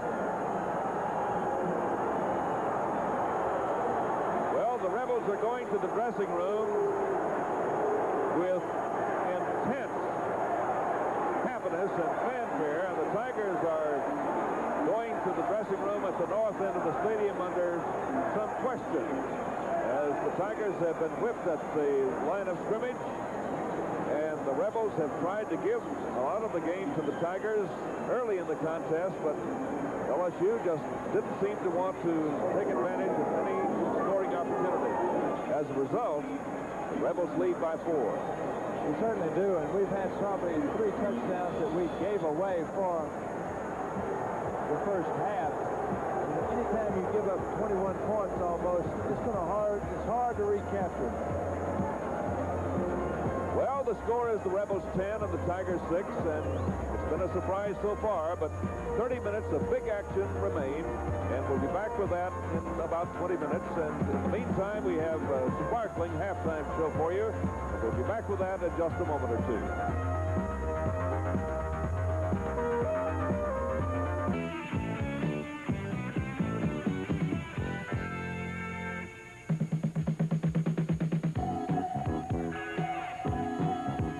Hi again, everybody, and welcome to the Sunday Sports Final. And we're at halftime now of the Tigers-Ole Miss Rebels game. And you can already tell that it's beginning to take shape as one of the great college football games in the annals of the Southeastern Conference and the history of these two fine institutions, LSU and the University of Mississippi. Well, this is the Sunday Sports Final segment of our program where we bring you up to date on all in the world of sports, everything that transpired during the week. And locally, it was a big, big week for both college football fans, National Football League fans, and even at the high school level. By the way, high school playoffs begin next week, and Steve Schneider will be right on top of that situation, and we'll be updating you that throughout the week. So just stay with us for all of that beginning tomorrow here on the Newsline 9 segment at 6 o'clock. Well, the National Football League has reached Week 10, and as usual, the New Orleans Saints have quietly asserted themselves as the doormats of their particular division. Let's show you now some of the action, and today Green Bay did it to the Saints, but things started well for New Orleans. It was Wayne Wilson with a big run to set things up for the Saints, and again, that power eye look, the three-back offense was in effect. It all looked well when here George Rogers carries off tackle for a few yards, and really this power eye setup was something we were seeing a great deal of. Now remember, this is the same setup that Kenny Stabler has been so critical of during the course of the past week. This touchdown by Wayne Wilson gives the Saints a short-lived lead. But then Green Bay comes right back. Al Greco with the field goal here to make it a 7-3 ball game. This was the first of 3 for him. And then Lynn Dickey goes to work, finding Paul Kaufman, a favorite receiver of his, for a touchdown. That makes it 10-7 Green Bay. Then a controversial play here. Richard Todd up top. Jeff Groth, is it not? They say no, it isn't. He did not catch it. Now you see Tyrone Young is upset. Here's the replay. You get a closer look. Does Groth have total possession? Now, on the replay, it appears he did. But the call was an incompletion. They settled for a field goal for Morton Anderson, tying the game at 10. Then another touchdown pass again to Kaufman. Green Bay is set up. Then the Saints on a 4th down play at the Packer 28 come up empty-handed, don't go for the field goal as Campbell is stopped. Del Greco then makes it a 20-10 game with this field goal. Morton Anderson comes back to make it 20-13, then Del Greco again adds another field goal to make it 23-13. Let's go to the scoreboard now and show you Green Bay over the Saints 23-13. Cleveland upended Buffalo 13-10. Houston buried by Pittsburgh 35-7. Chicago upset the Raiders 17-6 today. The Giants over Dallas 19-7. And Philadelphia and Detroit played to a tie in overtime today. The first time that's happened in the league this season. Meanwhile, San Diego beat Indianapolis 38-10. Minnesota with a last-second field goal by Jan Stenerud beat Tampa Bay 27-24. It was Cincinnati being defeated by San Francisco. 49ers just rolling right now. 23-17 the final. Seattle beat Kansas City by a score of 45-0. It was the Rams over St. Louis 16-13, and Miami defeated New York. They had to come from behind to do it. They're still unbeaten. Final 31-17 today. Well, New England and Denver had a Donnybrook, and the Broncos won it by 7, and Atlanta and Washington are coming up on Monday night. Well, now the Saints have found just a horde of ways to lose football games recently. They did so again today at the Dome. The 23-13 setback makes it a must now that Coach Bum Phillips' bunch win their remaining 6 games to have a real shot at the playoffs. Newsline's Jay Townsend was there and files the report. Well, Tim, they say that football is a game of inches. That certainly proved to be the case in the New Orleans Saints' loss to the Green Bay Packers at the Dome this afternoon. The inches that cost the Saints dearly was this 4th and inches call at the Green Bay 27 midway through the 3rd quarter with the Pack up 17-10. Instead of quarterback Richard Tide carrying on a sneak, which had worked earlier, the play came from the bench for Earl Campbell to slant off right tackle. The hole was closed, and as Earl slipped to the outside, he was stopped cold. So was New Orleans. I asked Coach Bum Phillips about the call. Ran a sneak already, and we tried that one. We thought that thing would go, and obviously it didn't. We felt like we had it blocked. We felt like we were going to make the 6 inches, and didn't. Poor coaching, the only thing I'd say. I'm serious. You know, you got to be able to make those. And the number one guy to blame, and that's me. Early in the 3rd period, 2 controversial calls on Lynn Dickey incomplete passes to John Jefferson and James Lofton inside the Saints' 20 resulted in holding and pass interference penalties against Saints cornerback Dave Waymer. That allowed Dickey to connect on a 3rd and 5 TD pass over the middle to Paul Kaufman and gave Green Bay a 17-10 lead. The Saints drove 87 yards in the 1st quarter for their only touchdown on a 1-yard run by Wayne Wilson, who set up that score with a 36-yard gallop. We had a chance to come back and win the game. It's just that we had, some mental breakdowns and, and things like that. And that's the difference between the championship teams and, the mediocre teams. You got to try to overcome those mental breakdowns, in which we didn't do. Next week, the Saints hit the road again, this time against their old nemesis, the Atlanta Falcons. Jay Townsend, photographer Randy Leduc for Newsline Sports at the Superdome in New Orleans. All right, Jay, it's really getting old hat with the Saints. They're really disappointing this season. The Southern Jaguars are smiling tonight as they ended their slump against lowly North Carolina A&T last night. Let's show you now how that one happened. A big win for the Jaguars. We're going to pick it up now with Troy Ankar coming up with an interception here. You'll watch Troy decked out in his blue, making a beautiful play here, and that will put the Jaguars in great shape. Herman Coleman throws 5 yards to James Watts here. Touchdown. It's 7-0 Jaguars. Then Roger Serrano boots it to a 21-yard field goal to make it 10-0. That was the count at halftime. And then in the 3rd quarter, Irvin Bennett at the helm. 1-yard touchdown run by Bennett to make it a 17-0 game. The roll had begun. Troy Milford then takes this kickoff, and it turns out to be a long onside kick. That's kind of a bizarre play, one that you'll usually see where Southern's concerned. They had a bizarre onside kick last week, only it went the opposite way, and they wound up on the short end. Serrano's field goal then made it 20-0. Then later, Michael Adams scampers for this touchdown run to make it 34-zip. And then Ronald Scott gets into the act with its touchdown run, and it's a 41-0 ball game. And again, the Jags host Florida A&M before closing out with Grambling on Saturday. Back on Friday night, a crowd of staggering proportions for practice, essentially, roared as Dale Brown's basketball team showed its wares for the first time this year. There's no doubt the sky's the limit for this club as the freshmen push the veterans to their very limit.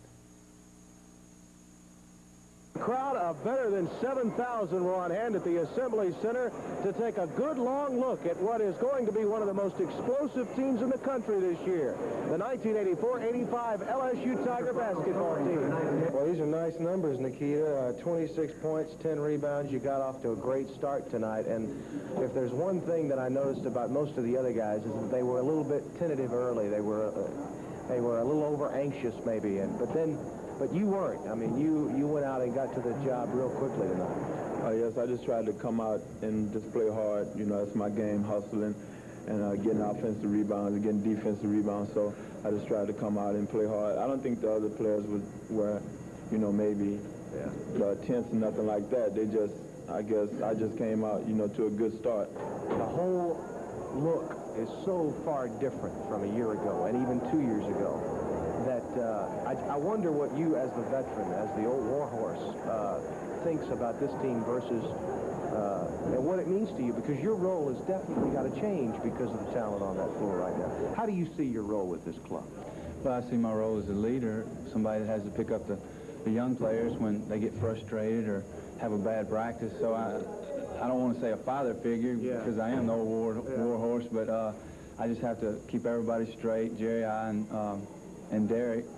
So the young players are coming through great for us. The sophomores are great leaders too. So it's a whole team effort, and everybody's pulling together great.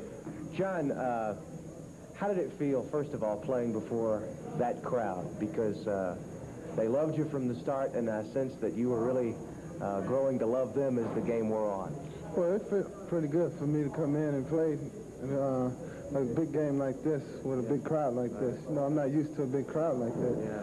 But it took some time to adjust, so I adjusted about 5 minutes into the game. As a group of freshmen, I've been to some practices, and I've never seen the freshmen go against the veterans like tonight. And I thought you guys played pretty well as a unit for a group of guys who've only been playing together for about 3 weeks and really haven't really been playing together for 3 weeks. You've been paired off into other 5s-on-5s in scrimmages, but not really veterans versus freshmen. You guys played well as a unit tonight, I thought. Yeah, I think we played pretty good together, but I think we lost the game because we weren't in shape. I think that's the main factor. Next up, the Republic of China. That comes on Thursday night. And if what we saw tonight is an example of what we're going to get all year, look out. The Tigers are maybe on their way to the top again. I tell you, that reporter, he's got real potential. That was a fun game and one that we certainly enjoyed seeing. And we may have seen the #1 and 2 teams in the Southeastern Conference when the freshmen played the veterans back on Friday night. It's going to be a great basketball season. Well, we're going to take you now back for the second half action of the LSU Ole Miss game. And if you thought the first 30 minutes were pretty good, wait till you see the second 30. It's outstanding, and you're really going to love it. And so we'll take you now back to Burt Jones, Doug Morrow, and John Ferguson. For Steve Schneider and Jay Townsend, Tim Brando speaking for the entire Newsline 9 sports team. We'll see you back again at halftime of next week's game between the Tigers and Alabama here on Sunday Sports Final. Now let's go back to Tiger Stadium and for more of that action.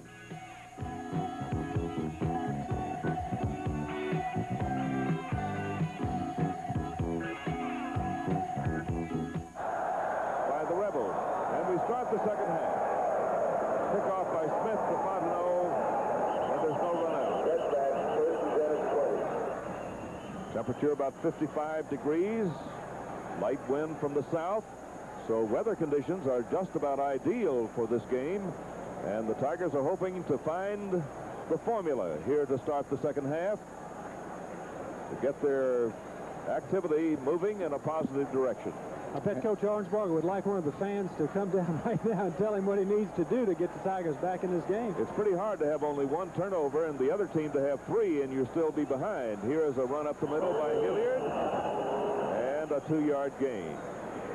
And the reason he keeps coming back to that, John, is the fact that he feels like, as a coach, he is a stronger, and we are a stronger football team than Ole Miss. He comes back to the basics of your running game, your straight dives, where you get all your offensive linemen driving off the ball and trying to maintain that good contact and dominate the line of scrimmage and getting them back to playing basic football and get off the fringes. 2 tight ends. Curtis, number 81, is in the game. And a pass play. Out to the left. It's complete.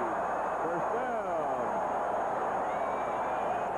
After Williamson made the tackle in the previous down, Earl Curtis catches a pass for the Tigers and picks up a first down. And the Rebels have 2 or 3 men stopping on this play. And once again, the confidence in Jeff's arm to get this ball out in the flat, wide. Earl Curtis makes a good play there, avoiding the tackler, gets upfield, and you can watch the intensity on the field. Kurt Gore being 15 yards down the field, making a block after the play has been called. Hilliard, first down again. The Tigers are rolling to the LSU 46-yard line. Wilburn makes this stop. And a quick opening shot there for Hilliard. And LSU, with that adjustment at halftime, they've come out with 2 tight ends now, and they're lining up both those tight ends, 2 flankers, and it presents a balanced formation that Ole Miss can't overload their defensive backfield against. And it gives LSU an extra man to block. Here's Hilliard flipping to the outside. Good move. And he's down at the 50-yard line. Ball popped away from him, but after the fact, Lee Davis makes the stop. Number 2 LSU career rusher behind Charlie Alexander, Dalton Hilliard. And Hilliard will break that record, of course, no doubt. because he's only a junior. Second down at the 50-yard line, 6 to go. James is in the game, and he's the lone remaining setback, and the handoff goes to him. Breaks to the outside. He's good at this. He has a first down. He's written down at about the 38 by Stephen Cunningham. There's a 12-yard gallop to the left as he improvised, and you talk about a man who can get to the sideline in a hurry and loves to do that. It's number 33, Gary James.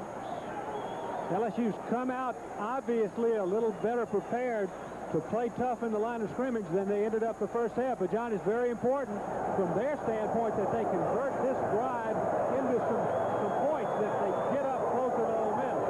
First down, incomplete, and Wickersham threw it right to the man back there.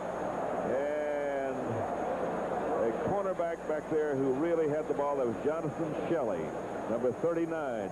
The ball was right in his hands.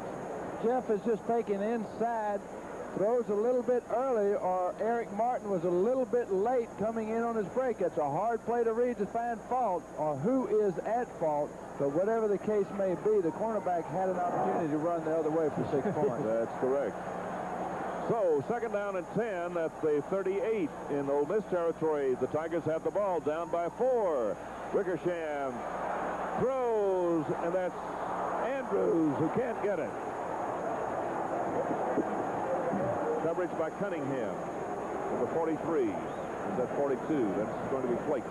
And, John, that time Jeff was looking to this side all the way, but if you look at Earl Curtis on the back side, on the left side, he blocked, then he released in the flat, and right now he is wide open. No one is on him. Mitch Andrews was the guy that Wickersham wanted to go to, and he just didn't take an opportunity to look to the backside, but you might see the Tigers coming back to that sometime later this half. Third and 10, Wickersham to throw again. Big play, long pass down there, Lee, touchdown!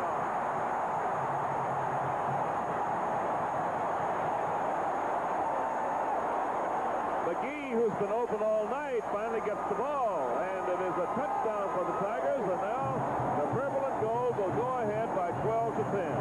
On this play, Ole Miss all night has been changing up their secondary coverages, sometimes doubling Martin, sometimes McGee. And on this one, they just keep moving around with the blitzes, and someone just forgets the coverage. And this time, Jeff doesn't miss it. He did. The safety came over. In fact, he bumped into McGee in a rush to get to the outside. He just didn't realize who he was supposed to cover. But Tondas will try the point after the south end. Kick is no good. Again, he's missed 2 in the game, and also a field goal. 12:25 to go in the third quarter. The score is LSU 12, Ole Miss 10.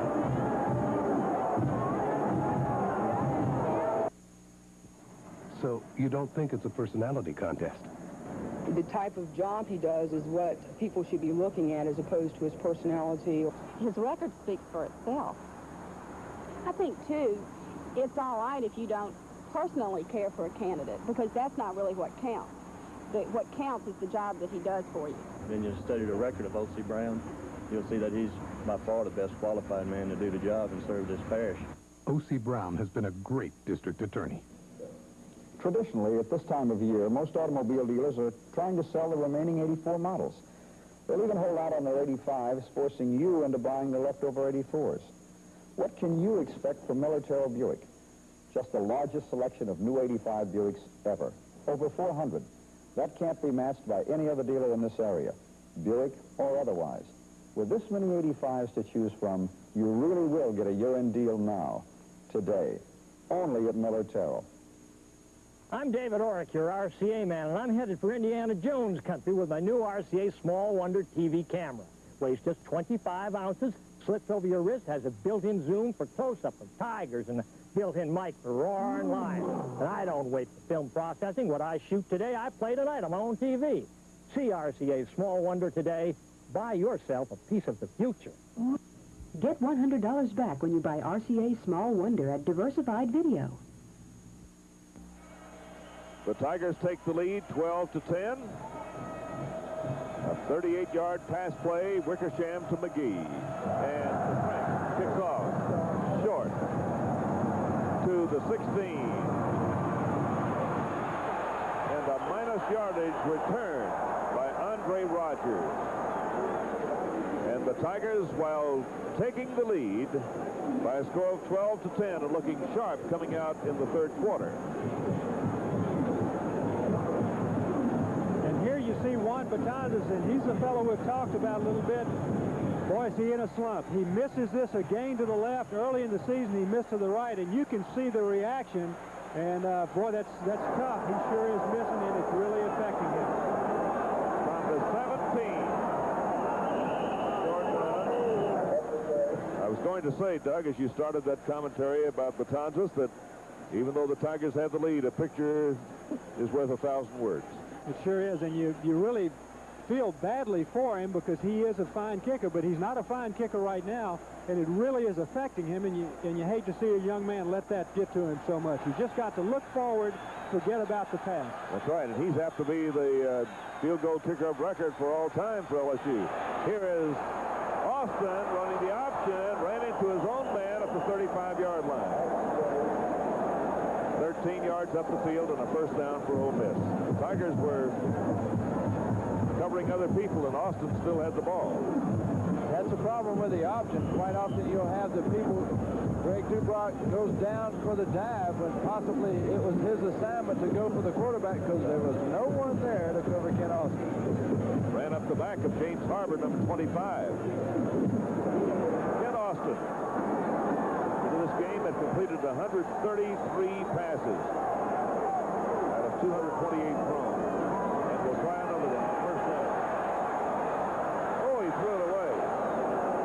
He was looking for Ambrose, J.R. Ambrose, who caught the touchdown longy earlier for Ole Miss.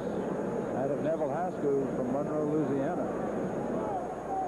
So I'll tell you, J.R. got by Norman Jefferson in the first half for the touchdown, and I think Norman just made up his mind J.R. is not going to get by him. He pushed him out of bounds. You're going to see him at the last second stumbling there on the right side, but he was well out of bounds near the LSU bench before having to come back into the playing field. Second and 10, the Rebels at their 35 have Austin on the option. Wansley with the ball, tackled by Hobley. What a good tackle it was. He was the last man, as you'll often see the weak safety when he comes up to make a tackle on the outside. That was a 17-yard scamper to the right side, and Hobley made the good tackle, but the Rebels moved relentlessly down the field and have first down at the LSU 49-yard line. Barnesville gets to the outside pretty quick. Gained 23 yards so far, 17 that time.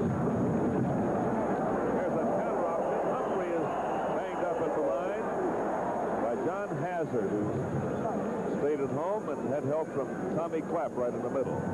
John, LSU pretty effectively has stopped this play, and that is the first handoff off of the option series. But Ole Miss has used a lot of different blocking schemes. They pull a front side guard one time. They'll take that halfback that you saw take the handoff just then, and they'll lead him around on the option sometimes rather than fake the ball to him. And LSU's having a difficult time convincing themselves they can stop all those schemes. There's a reverse, and that's going to be a tough play for the Ole Miss Rebels as Andre Rogers, a regular last year, scampers wide to the right side on a 2nd and 8 play and ends up 3rd and 8. The Tigers have Jeffrey Dale and Jefferson and others over there. Well, he gets about a yard, maybe. For all practical purposes, what you're seeing here is a wishbone football team. They're not lining up that way, but they're using the same plays that you'd see run out of the wishbone, except they only have 2 set back. That was a reverse, which is a very common play out of that triple option series, and LSU just not been able to stop it so far. 3rd and 7 at the LSU 46. Austin to throw. Long. Got the ball? Yes, he has. Tackled by Jefferson. Moffitt sticks his sticky fingers in the air and pulls down a 14-yarder, and it's first down for Ole Miss. And Moffitt is a fine receiver. You'll see him get downfield. Norman Jefferson read the play. He was just late making his break to come up to the out. He was in position to make the play on this, but he was just a little bit behind the ball. First down the Rebels at the LSU 32. The Rebels are down by 2 right now. And here's that option. And a run over by Dale and by Brooks. Wow, what a 1-2 punch. 1-2 punch, and that's the way to end the option play right there. If you put one man on the quarterback when he's running out there in the open, you can turn the lights out on the option. That's right. That's what you talked about in the first half. You've got to make that quarterback realize that if he's going to run the option, he's going to have to pay the penalty for it. And there are a lot of quarterbacks, I don't think like to play option football because of that. I was one of them. I was just going to say. There is a future out there for a few quarterbacks, but not many that run the option. Austin the throw.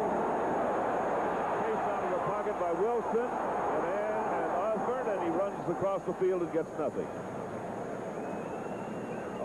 Chapman and Burks and Dubrock and Dale. LSU had a good chase there. And Ken Austin shows why he runs the option so well. He's got good speed, he's got good agility, and he's smart. You saw him run out of bounds? Ambrose was streaking down the field along the far sideline, but just was not in the clear. He's pretty well covered there. Moffitt brings the play in from the bench. And his 3rd down and 11, critical play. LSU needs to stop him here so they can maintain a lead. The ball is at the LSU 33. Tigers have a 12-10 lead. Austin.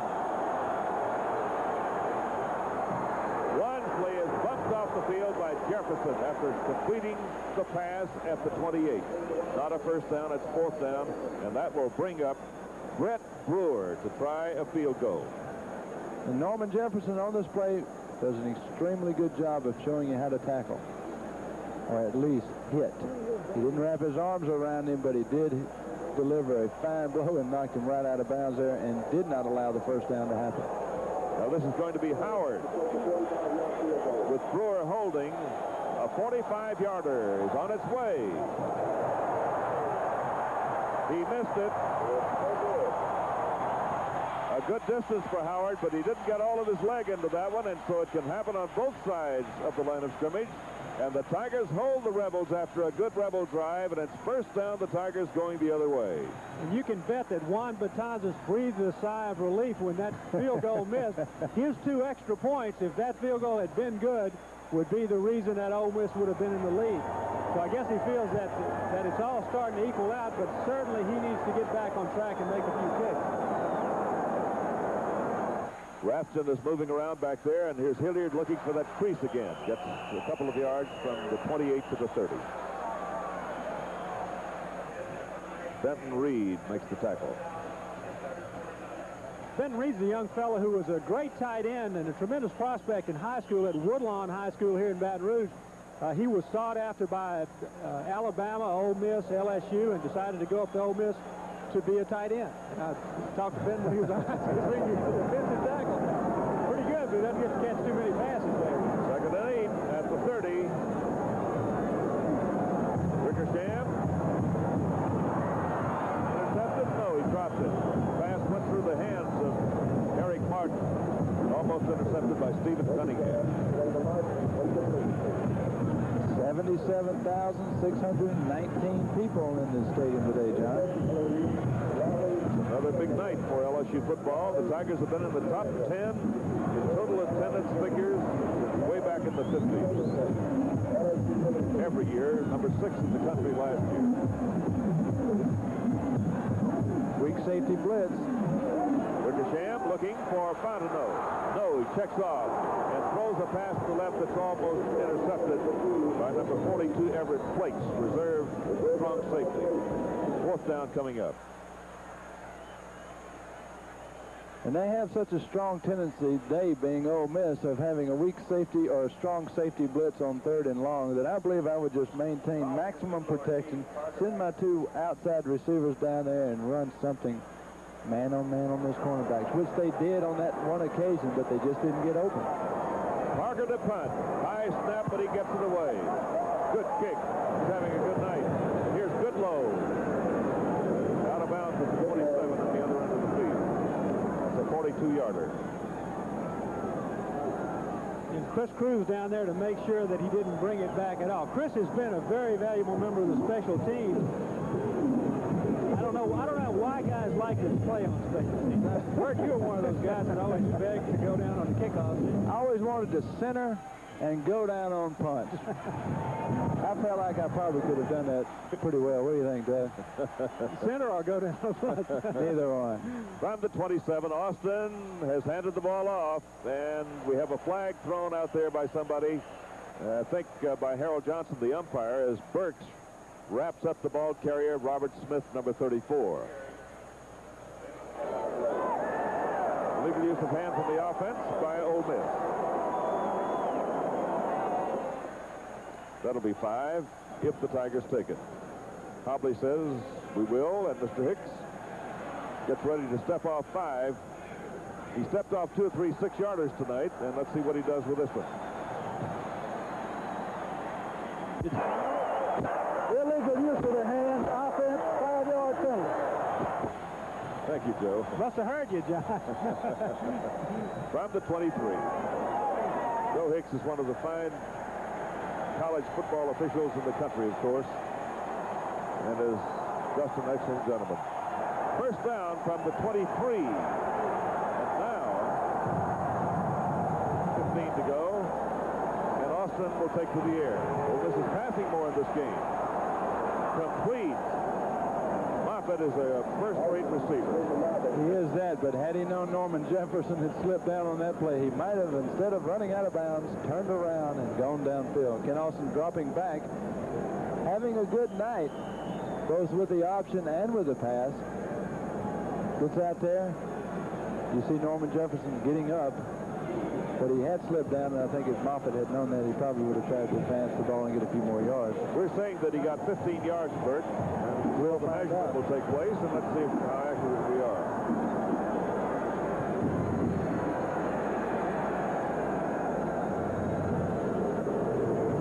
First down.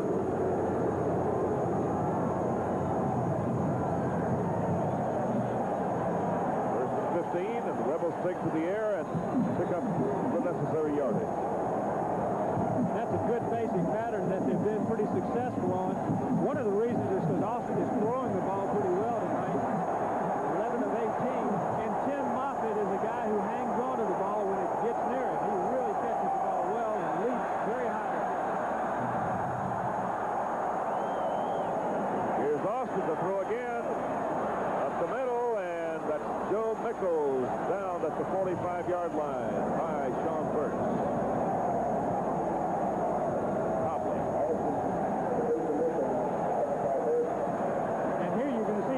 He's a freshman, 200 pounds from Birmingham, Alabama. You wonder how he got away from Auburn and Alabama, but he certainly is going to be an asset to this Ole Miss team in the future. Hard runner, good receiver, fights for the extra yard. Second down 3. The Tigers lead 12-10 in the third. Option play. That improvisation did not work. Robert Smith and D-Block and Chapman stop his forward progress a yard up the field into the third down.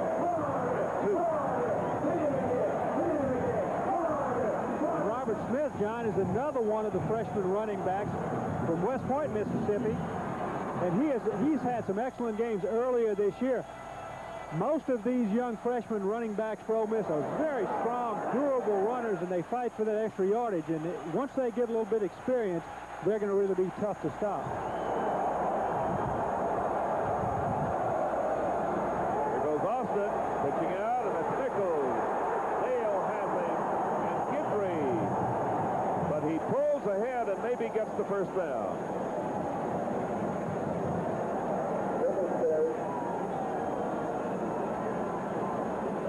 Coming down the line, it's just a 5-second effort here.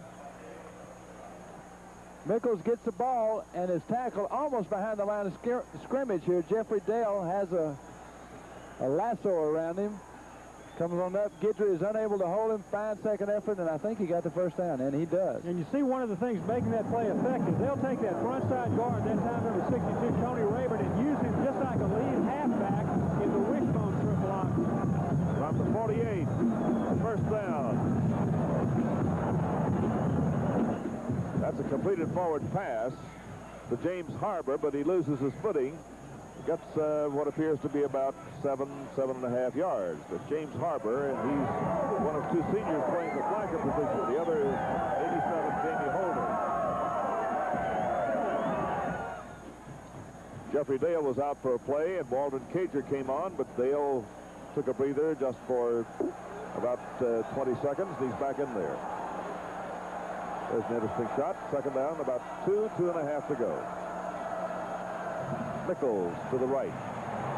Hazard got in, and the play was turned in by Jeffrey Dale from Winfield, and Hazard makes the stop just as he was supposed to do. The ball is back at the LSU 46-yard line, and from there it's third down and about 4. And you know, this is kind of an unusual thing because this is just a pitch play, a sweep, rather than the option play that they've been running, and they've been very successful with the option. This is not obviously one of the plays that they're going to be successful with. LSU does not have to get stretched out trying to cover any extra back. Third down. About 4, and Austin will take to the air, coming this side. Open field, so he's going to run. He'll pick up the first down. Out of bounds at about the 40. Chased away by Jeffrey Dale. He had 3 receivers downfield, but Austin, who's pretty agile, picks up the first down to the LSU 40-yard line. And pretty savvy here. This is a play designed to look like a drop-back pass, but then the guards pull out to one side, kind of delayed, and give Ken Austin an opportunity to both run or pass away from the middle of the field, which, because he doesn't have the greatest arm in the world, puts him in a better position to throw the ball downfield. Third into this game, Austin has carried the ball on rushing plays 76 times. He has 22 yards so far tonight. First down. Perry, tackled by Guidry. John, I tell you, this Ole Miss team this evening is reminiscent of the Ole Miss teams back in the glory days of the Rebels. They used to use the sprint-out pass, the roll-out pass, option plays, and that's just what Ole Miss has done tonight to hurt LSU. They're using their running quarterback, and they're getting their guards and their lead halfbacks out in front and really putting the pressure on the perimeter of the defense, on the corners, and on the linebackers who are coming over the field from the inside. And LSU has not yet been up to the task. And even using the near triple option offense, Ole Miss has still been throwing an average of 30 times a game. Here's Austin making his cut. And from the 36 gets to the 33 or 4. Stopped by Sean Burks. I think a lot of that has to do not necessarily with the offense, but when you're losing the games that they've lost, typically you're playing catch-up ball and they always seem to throw a little bit more.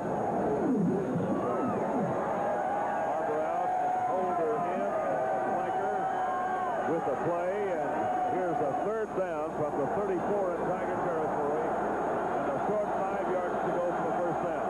Ole Miss 5 out of 12 in possession down tactics in the game. Austin to the air. He got the ball for a first down. That's Wansley at the LSU 28-yard line.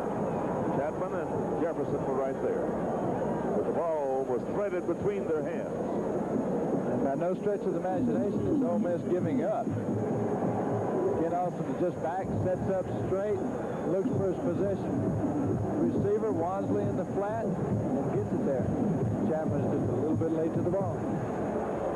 Well, gentlemen, we have a 12-10 game, LSU, and this field goal by Batanzas, and also his 2 missed extra points are looming very large right now. That's Robert Smith with Burks hanging on, picking up plenty of yards, about 11 yards for another first down at the LSU 17. And here's a young freshman running back. Nichols and Smith, both power-driving runners, as we mentioned a moment ago. Boy, he's just carrying people for extra yardage. Sean Burks got a hold of him and couldn't get him drugged down on the ground. First down for Ole Miss. 25 yards for him in the game so far. Ambrose is back in.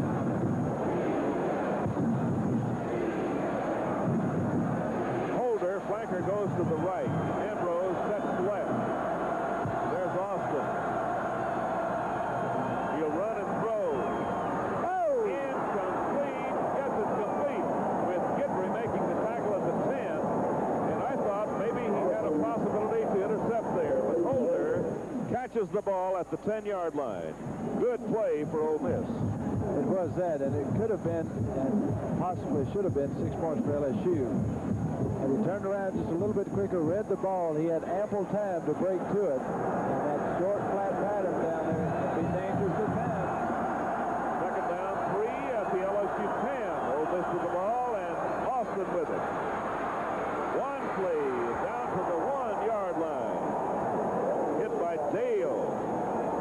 And the Tiger defense is giving some as the Rebels are just pushing the Tigers down the field. John, this is a classic example of what the option will do to you. Here you see Austin coming to the left. He's got the lead guard. And there you saw Jeffrey Dale, who wasn't sure which way to go. He didn't know whether to go after the quarterback or to go after Wansley. Consequently, he didn't get either one of them. And that's what the option does. It puts the defensive people on the corners in a position where they don't know where to commit. You just got to make a commitment to aggressively stop that option. And from the 1-yard line, first down. Here's Wansley hurtling into the end zone, and the Rebels take the lead for the second time in the game. It's now 16 for Ole Miss and 12 for the LSU Tigers, and that was a 73-yard drive.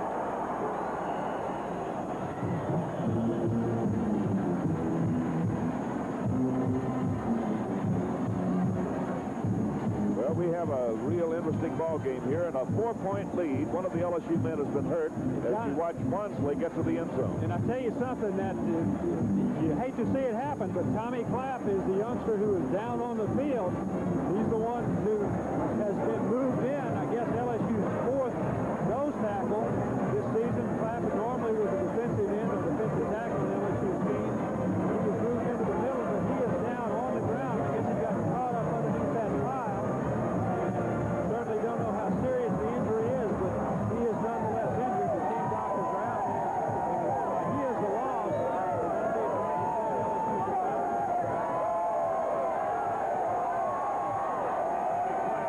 Being assisted off the field by John Anderson and the training crew, and George Enriquez is coming on to replace him. Enriquez wears jersey number 91. And there are the Rebels who just traveled 73 yards.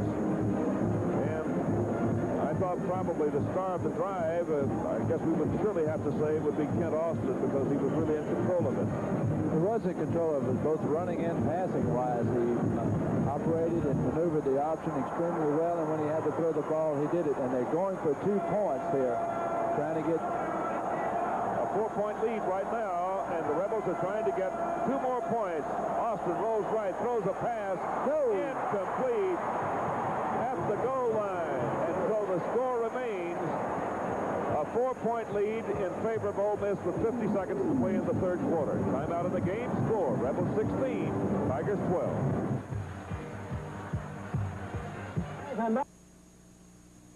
She was alone and hurt, with no one to turn to for legal help or child support. I was at the end of my rope, and a friend of mine suggested that I go to the DA's office. They cared. They showed that they were interested, and within a month, I was getting my payments. It means that my children and I have a future, and that we have, hopes and dreams, and they will be fulfilled. He's been a great district attorney. I'm Davey Orrick, your RCA color track man, and I'm proud to be with RCA because they're the real pioneers. RCA did the first solid-state TV. Remember? Brought you the VCR you programmed for a year. Gave you the smallest video camera. Put stereo sound in your TV. Now they've done it again. Built a big 26-inch screen that takes no more space than a 19-inch set. See RCA Color Track 2000. Buy yourself a piece of the future. Get $75 back from RCA on Color Track Stereo TV at LaMonica's. Well, this has been an interesting series, and tonight's game just fits right in with all the others. The kickoff goes to Hillier. He rips up the yardage to the 28-yard line.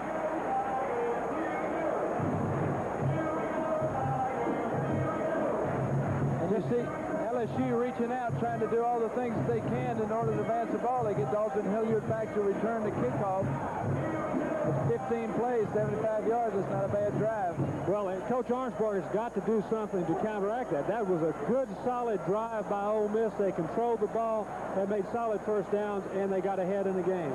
Here's a counter play with Hilliard carrying over the left side, and he's stopped by Huddleston, number 44. Last year, the Rebels beat the LSU Tigers at Jackson, 27-24, when LSU did not win a conference game all year.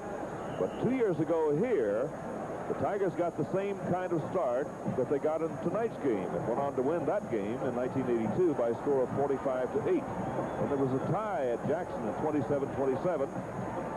The Tigers came back at the last minute on a Risher pass, and here is James to the left side, stopped at about the 35-yard line on a second down play. Time has run out in the third quarter, and we have 15 minutes to go in this big Southeastern Conference game here in Baton Rouge. That's the end of the third quarter. The score is the Ole Miss Rebels 16, the LSU Tigers 12. Bob Hester, candidate for criminal district court judge. As a trial attorney and prosecutor for the past 13 years, I have spent hundreds and hundreds of hours in our criminal courts. I know criminal law, evidence, and procedure. But more importantly, experience has taught me that career criminals belong in jail, not in our communities. Help me to protect our families.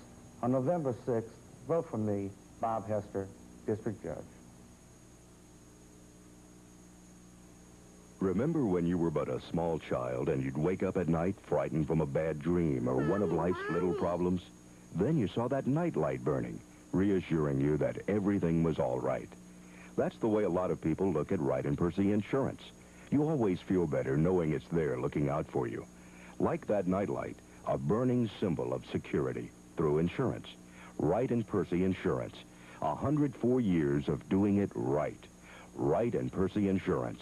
Your nightlight.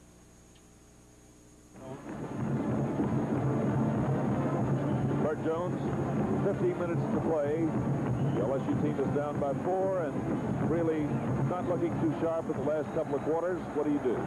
The first thing I do is I pick up this 3rd and 4, because if you don't start here, it could be a long afternoon. And there he is down the middle. Fine pass.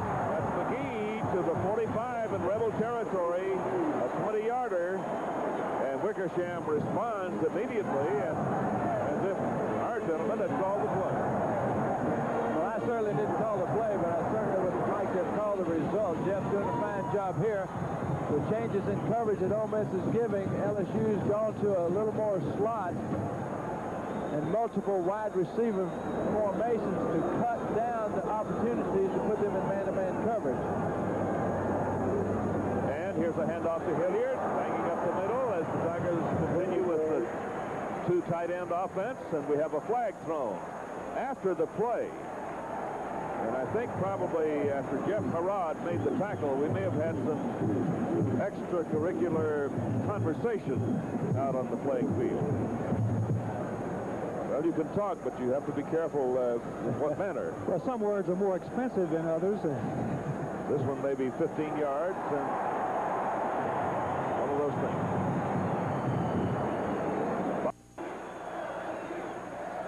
First down and 10 yards to go. Ole Miss has called timeout with 14:24 to go in the game.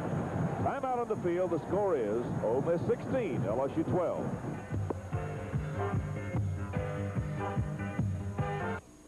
Bob Hester is the most qualified candidate for District Judge Division C. That is why he received the unanimous endorsement of the Baton Rouge Alliance for Good Government. In his letter of endorsement, the president of the Alliance stated, "The endorsement is based on your record and proven ability, including your extensive trial court experience and your demonstrated and proven temperament, which are required to handle the very demanding job of district judge." Bob Hester, a judge you can count on. Play from the 24. Here is Hilliard at the 20, the 15, and out of bounds at the 13-yard line. First down and 10 to go for the Tigers as Hilliard scampers for 11 and Cunningham makes the stop. And a lot of times that 15-yard penalty in a situation like that will really spell doom for you. It will, and doom is 15 yards when it advances the ball all the way down to almost your 20-yard line going into score.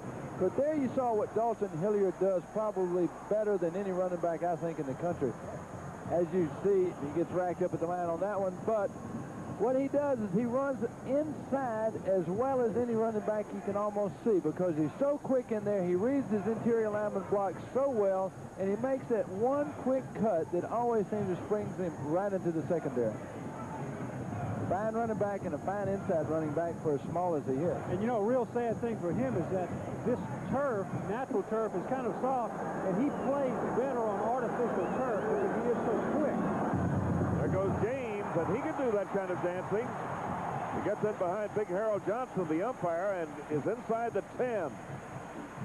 I think he's down to about the 7-yard line. He is. Cunningham and Freddie Nunn make the stop. And here's a pretty good play. You saw the backside guard and tackle both pulled, went across, opened up a good hole, and then James spun off of the initial tackle to pick up some extra yardage. But this is a very crucial down for LSU. 3rd and about 4 yards.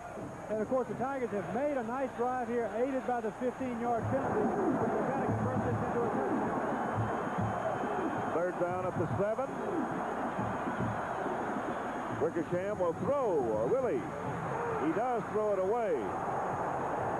He was pressured behind the line by Terry Williamson. Big number 97, biggest man on the Rebel roster at 286 pounds. And the Tigers are going to try for 3 points, apparently.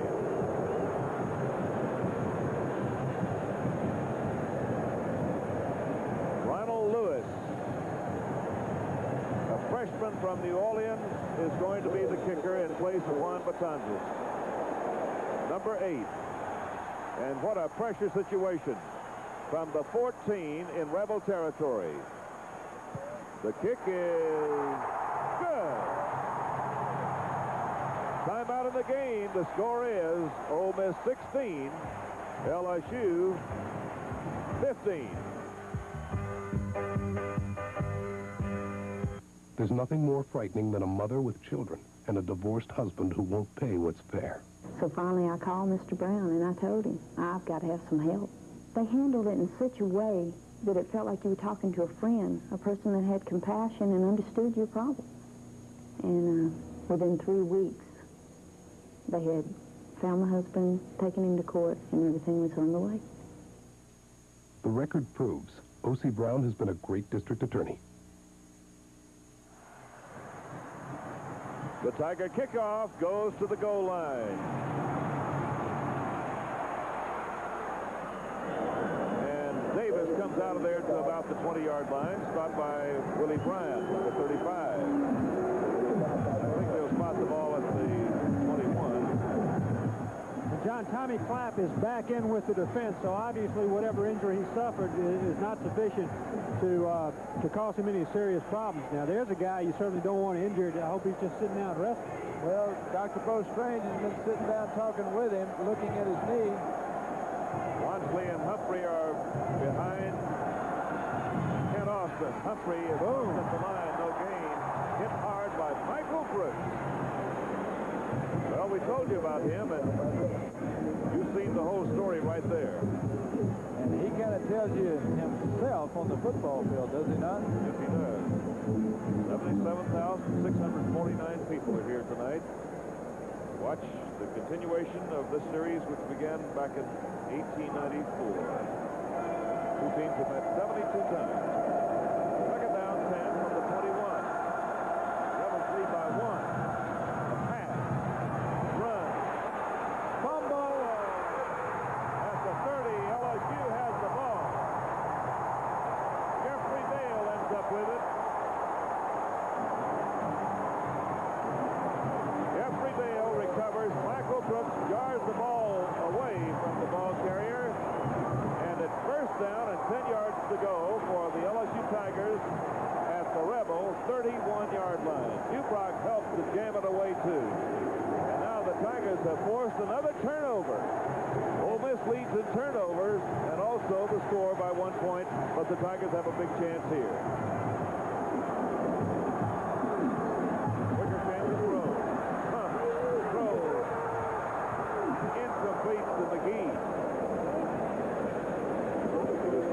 Davis.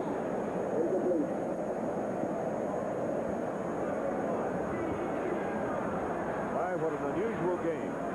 Jeff Wickersham mighty fortunate at that time that he got away without an interception. Davis had McGee very, very well covered. The ball was thrown really out of McGee's grasp. Now I know why Davis is defensive back rather than receiver. He should have caught that ball.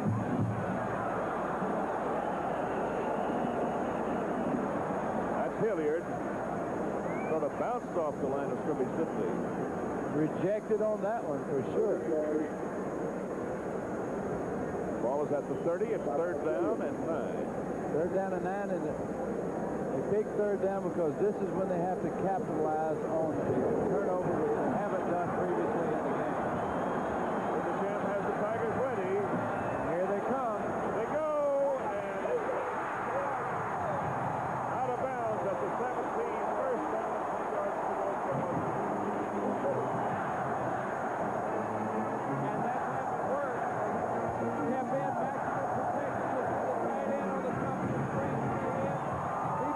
The weak safety, Jeff Wickersham sits back, throws just an out route to Eric Martin, who runs a tremendous out route, and it's a first down for LSU. Cunningham made the tackle, but too late. Here's Hilliard looking for the crease. Net head on and thrown back, but he does get 4 valuable yards. And 4 yards down here on first down, inside the 20 is a long 4 yards because this is what you have to do. You have to advance the ball on first down. And there he gets not only 4 but 5 yards. And you see Dalton Hilliard is one of the shiftiest runners inside, as I said earlier. And that time he found a little crack and went for it.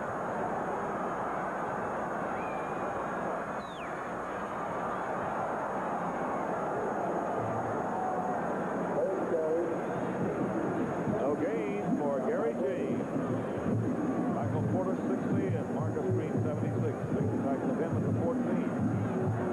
Both of LSU's running backs have had very, very serious problems keeping their footing. Saw Gary James slip as he got towards the hole and tried to make a cut. Dalton Hilliard has slipped 5 or 6 times in critical situations. Third down and 7 at the 14 in Ole Miss territory after a fumble recovery. Here's James. He'll have to hurry. He does hurry. He's at the 15. He's at the 10, 11-yard line. And out of bounds. And there's a flag on the play. I wonder if there might have been a clip. We'll have to see. If so, that'd be bad for LSU, but it could be the other way. It could be an infraction against the Ole Miss Rebels. It looks as if they're talking to the Ole Miss captain, so typically when that happens, it's usually against LSU. We begin to think about field goal range here, so that's why this particular penalty, if against LSU, is doubly important. Rather unusual call on the third down. Had they been able to avoid that first initial rush there, they probably would have had no problem picking up the first down, but it slowed Gary James down to the point on that little reverse that it almost put the play out with just no chance. 15 yards against LSU out to the 29-yard line. Crucial penalty. Clip. Whipping by the offense, 15 yards, third down. The down stays the same. But the Tigers still need to go all the way down to the 7-yard line to pick up a first down. 22 yards. And the Tigers may be out of field goal range, but let's see. Here's Wickersham to throw. Here goes the pass, too high. It flew off the hand of Wickersham, intended for Eric Martin. And so now the Tigers are forced to try for 3 points, and apparently they will with Ronald Lewis in to try it. This will be a 46-yard kick.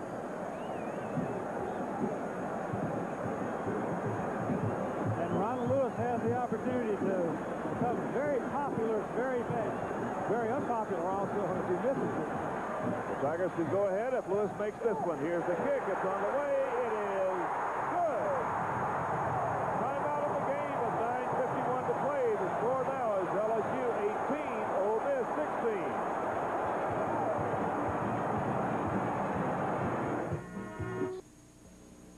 late one evening, an intruder entered her home and brutally raped her. Your emotional state can really become very severe unless you just are very determined not to let it be that way. But the Stop Rape Crisis Center has helped a lot along all those lines.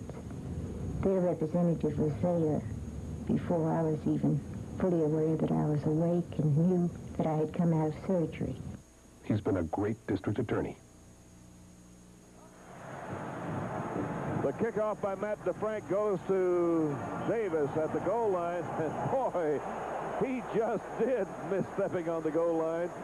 He went down to a knee. Had he gone down to a knee after stepping on the goal line and then been touched by an LSU player, would have been a safety. But as it is, he was back there, and it's 1st and 10 for Ole Miss from the Rebel 20-yard line. That was close. Let's watch it again here. Just how close was it? Is it land in the end zone? Oh, he's an inch or two away from the goal line. Rebels now are down by 2 again, and here they are with Austin carrying and pitching out. That's Wansley out of bounds, bumped away by Burks. You know, everybody around here is going to be asking, who is Ronald Lewis? Tell us about Ronald Lewis. Freshman, Abramson High School in New Orleans. He was considered a blue chipper last year. He's also a punter, averaged 40 yards a punt in high school, but kicked a 55-yard field goal his senior year in high school, so well capable of the kick he just made. But what a crucial kick for that youngster to come in this game with all the pressure on him. We have some fog forming over the field here, but a hot game in progress. Up the middle. I think that's Robert Smith, hit by Brooks and company. At about the 28-yard line. A couple of yards shy of a first down.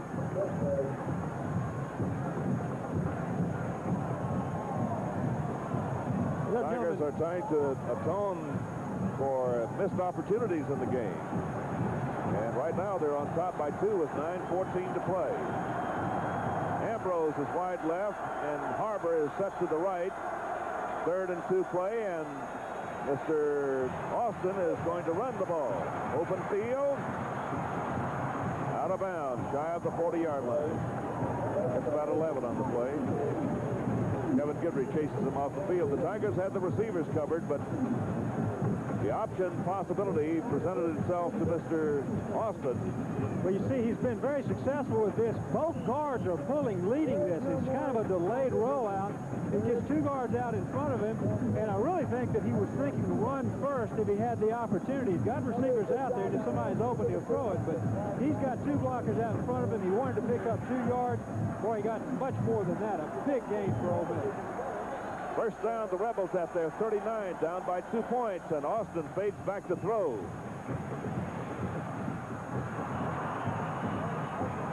Incomplete. Looking for Humphrey.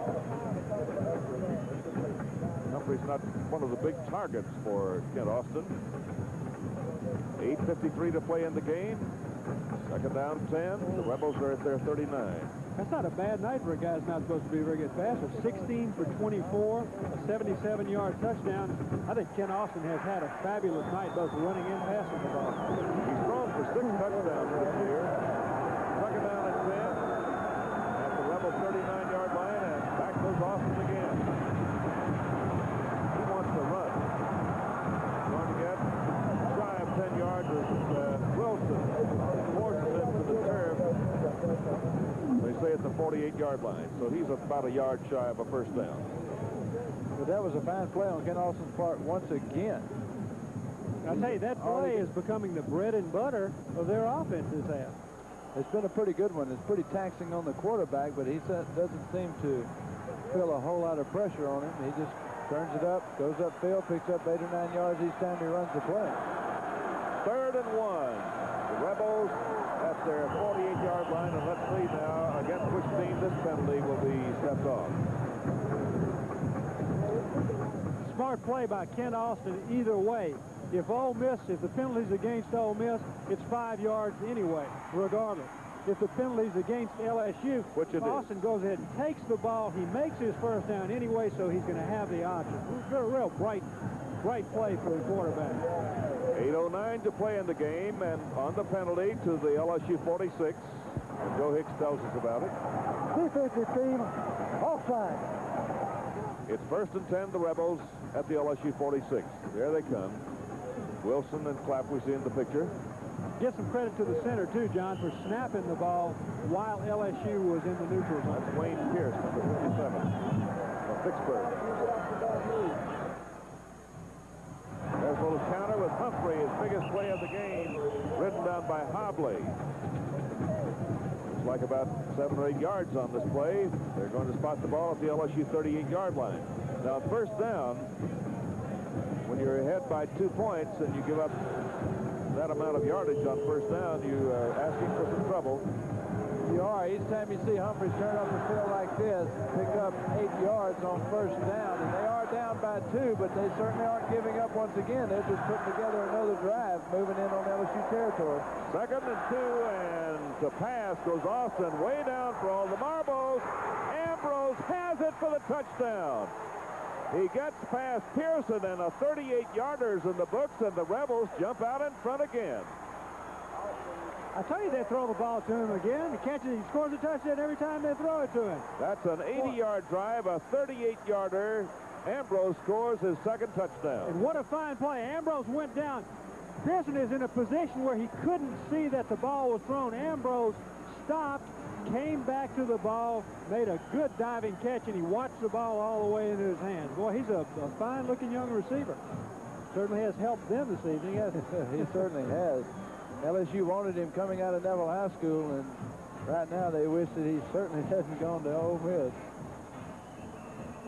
Now let's see what the strategy will be for Ole Miss as we look at the Rebel side of the field. That's Billy Brewer with his hands in his pocket.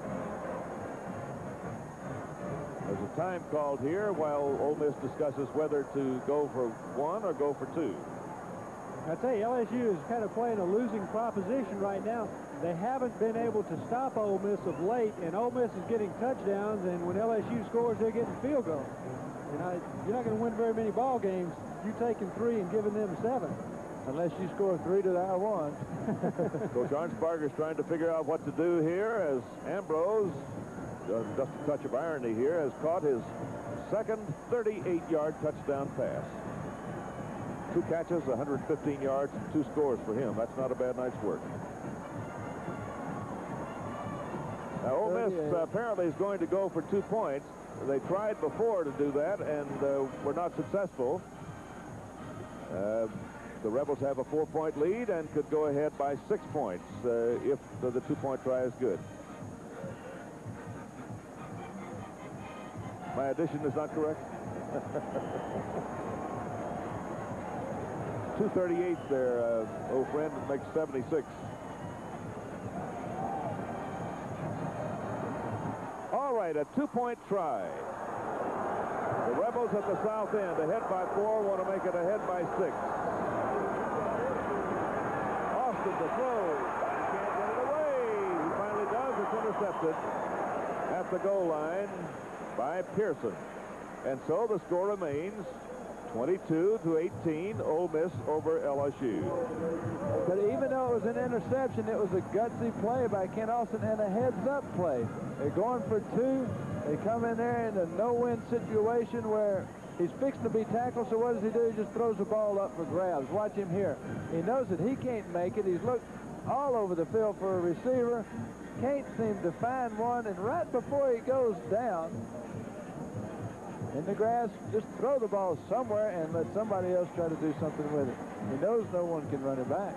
And give some credit to John Hazard and Michael Brooks both. Brooks kept containment on the outside, and John Hazard put the pressure on the quarterback, Austin, grabbed him around the legs, and was pulled into the ground when he flipped it up into the end zone. And to correct our arithmetic, the first Ambrose touchdown pass was 77 yards.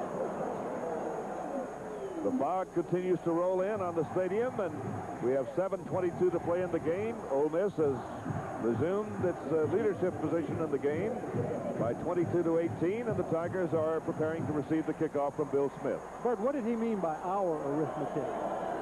Well, it certainly wasn't Randy's. As long as I've been working with Randy, he has never made a mistake. He's given us the right facts and figures every time. You fellas are too tough. Here's Smith to kick off to Gary James at the 1. He's at the 10. He's at the 15, the 20. Steps through the gap to the 30-yard line. And he is stopped very effectively there for the Rebels by Richard Jackson, number 56. 7:15 left in this quarter and left in this game. LSU's going to have to put on a drive here. The Tigers entered the game with a record of 5-1-1. Gary James finding a hole on a kickoff return. You see them putting their best running backs in that kickoff return position. Bill wants to move that ball. There's Hilliard dancing up the middle. Short yardage and a stop by Reed. Benton Reed, Baton Rougean on the Ole Miss roster. And the ball is at the 33-yard line. Second down, 7 to go for LSU with 6:50 to play in the game. And Dalton Hilliard coming off the field once again limping. He did earlier. The doctors were looking at his knee, and once again he's limping, sitting on the sideline on the bench. Wickersham to the air. Safety now pass to Andrews. He's always there. First down for the Tigers. That's Rafton, number 13. 12-yard gain. Good play by Craig, too. He's blocking in the backfield, and he's looking and looking and looking. You see that big horse collar right there? Finally, no one comes, so he releases, and he's the guy who is open and who makes the big play. That's good protection by the Tiger offensive line. A good decision by Jeff Wickersham. Nice play by Craig Rafton.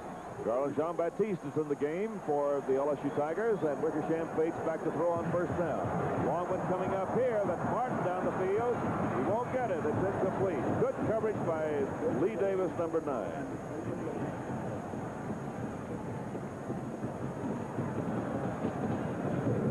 Second down and 10. 6:09 to play in the game. Wickersham and the Tigers going for the long pass. The Tigers are down by 4 points. Ole Miss has 22 points and LSU has 18. Stay in the conference race. This game is a must for the LSU Tigers. Baptiste was chopped down at the line of scrimmage just 1 yard. Benton Reed makes the tackle. James comes on. Curtis, the second tight end, comes out, and so does Andrews. So the Tigers now will enter a passing down with no tight ends in the game. Now let's watch 5 men go down the field. Here's a single setback with James, a slot back to the left. And here they come. Nobody on the slot, man. And he has plenty of time to throw, and we have interference called all over the place as Barton is run up by Stephen Cunningham down the field. 2 penalty markers are on the field. And what may be more important, or not more important, but here you'll see strong safety coming right off of the slot man blitzing. They've got good protection. Jeff looking downfield. Eric Martin on the bottom of your screen does not have any chance to get downfield. It looked like he was riding piggyback all the way down. Now that penalty will be 15 yards from the spot of the previous down. Normally, it would be an effective pass completion at the point of the infraction. First down from that point. But this is a change in the rules this year. 15 yards and a first down. But John, I tell you, it was a good play by Cunningham because he was in a position where Martin could have gotten by him. I don't know if the ball was thrown well enough for Martin to catch, but he certainly would have been wide open. And Cunningham, I guess, just thought, I better go ahead and trip him, and we'll take the 15 yards rather than give up the touchdown. 5.5 minutes to play. That's Gary James with the football. Stopped at about the 37.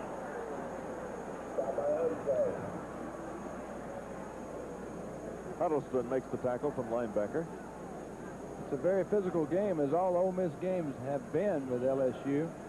We've got Dalton Hilliard on the bench with an injured knee. I don't think too severely, but it looks as if he may not be coming back in the game. Garland Jean-Baptiste came out the last play injured also. Wickersham will be back to throw.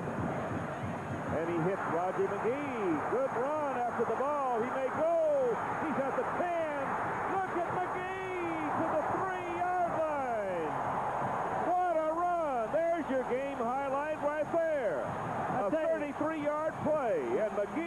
a total star.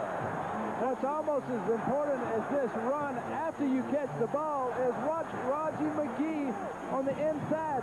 He's sitting in front of 3 linebackers, but before the ball was thrown, he was behind those 3 linebackers. He saw that he was coming to him, so he broke in front of the linebackers, avoiding the interception, and then he shows you what an excellent athlete he is to move the ball downfield and scoring position. First down at the 3. Here goes Gary James. People in front of him. He'll get there. He's not quite at the goal line. Bumped down hard. We might mention that McGee is wearing Doug Morrow's old number. And Jeff Harrod and Lee Davis collaborate on the stop as the ball is just inches away from the goal line at the north end.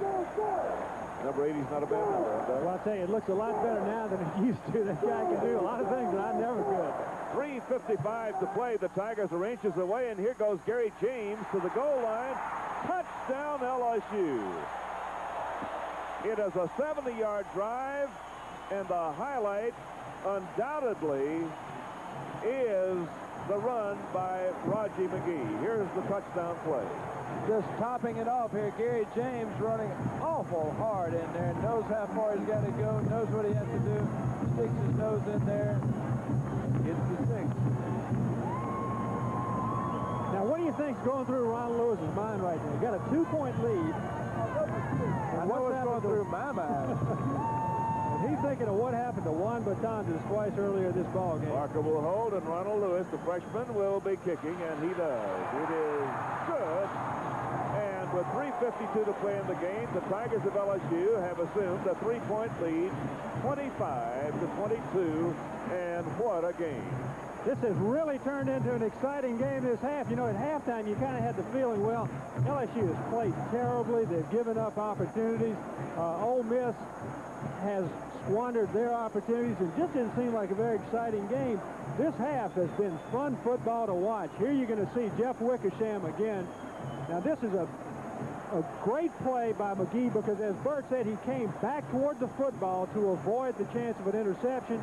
Then he took it, and he just decided he was going to score a touchdown or get as close as he could on individual effort. And with the natural ability that this youngster has, he can be a great player in the future. That was the big play of the drive. I think that was as exciting a play as we have had all year. 91 yards on 3 receptions, and that was a big one there. That one went for 33 yards, Randy, correct? The McGee run. And that was the highlight of this game, at least up to this point, as Matt DeFrank will kick off. 3:52 to play in this game. LSU leads by 3. And DeFrank kicks a wobbler down to Davis at the goal line. He'll have to run this one out.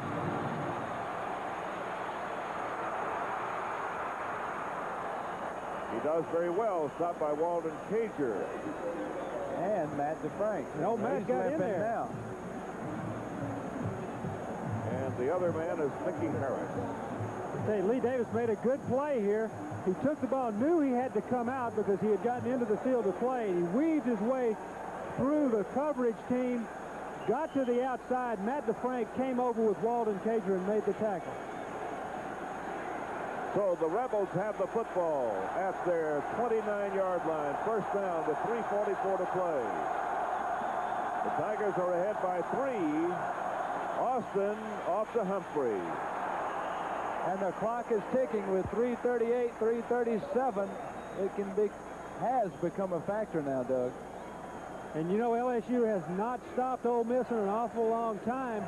And Ole Miss trying to establish this inside running game just to keep LSU's linebackers at home. But you know what they've got to be coming with. They've got to be coming with either the delay rollout or the option to the outside, or they're going to try to go deep.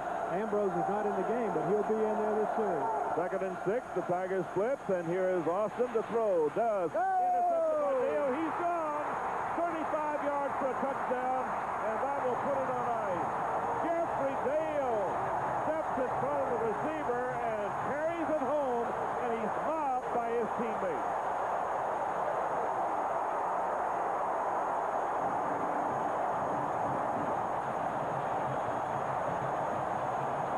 Let's watch this now. Ole Miss tried to come up with a little trickery. They faked the run. They're going out into the flat, and they've gone there an awful lot of times this game. Jeffrey Dale, with perfect timing, kept his concentration and watched the ball into his hand, caught it into the end zone. What a big play, putting LSU up 31-22. Jeffrey Dale runs it back, and Ronald Lewis comes in to try the point after. The Tigers now are ahead 31-22. Lewis boots the point after. 3 minutes to play. The score now, the LSU Tigers 32, the Ole Miss Rebels 22. And this game could very well at this point be on ice, but it has taken some doing. It certainly has taken some doing, and they missed a lot of opportunities, but a good team, and LSU is just that, will overcome these mishaps that they had early in the game and come back and respond and play good ball and put it away. They put it together. Now they're ahead by 10 points with 3 minutes left in the game. Looks like another SEC victory. The chance to go on and top of the I don't think you can tell Ole Miss short either. They've got 3 minutes left in the ball game. The Rebels have played an outstanding football game, John and Bert. I think that they've played much better than anyone expected, and the game's not over yet. Ken Austin's had an outstanding evening, and they have talent. We give Dale credit, of course, and we give a great deal of credit to Roger McGee. There's Jeffrey Dale. What a fine career he's had here. But I think a pat on the back is deserved by Ronald Lewis, the freshman kicker. Came in under some pressure. There's no question about it, because first of all, as you watch Matt DeFrank kick off, Lewis came in, had to kick 2 critical field goals in order to keep the team in the hunt. Pretty tough tackling down there. But he did, and he kept the team in the hunt. He made the extra points. He's done everything that you can ask a kicker to do, and I'm afraid we might have found the new kicker for LSU, Doug. Ambrose returned that one out to the 24-yard line, and Nicky Hazard racked him up right there. Number 1, well, LSU still playing. The Tigers are in quest of their 6th victory with 1 defeat and a tie. And a must game, as we mentioned earlier.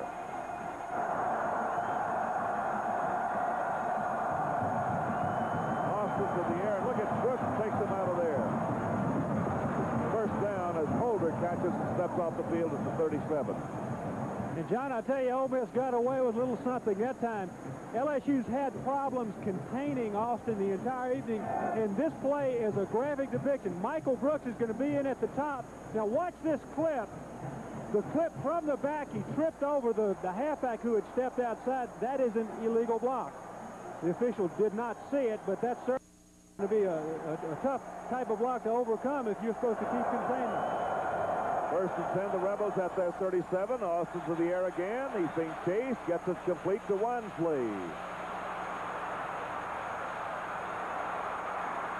Copley knocks him off the field. A great play by Wansley of Ole Miss.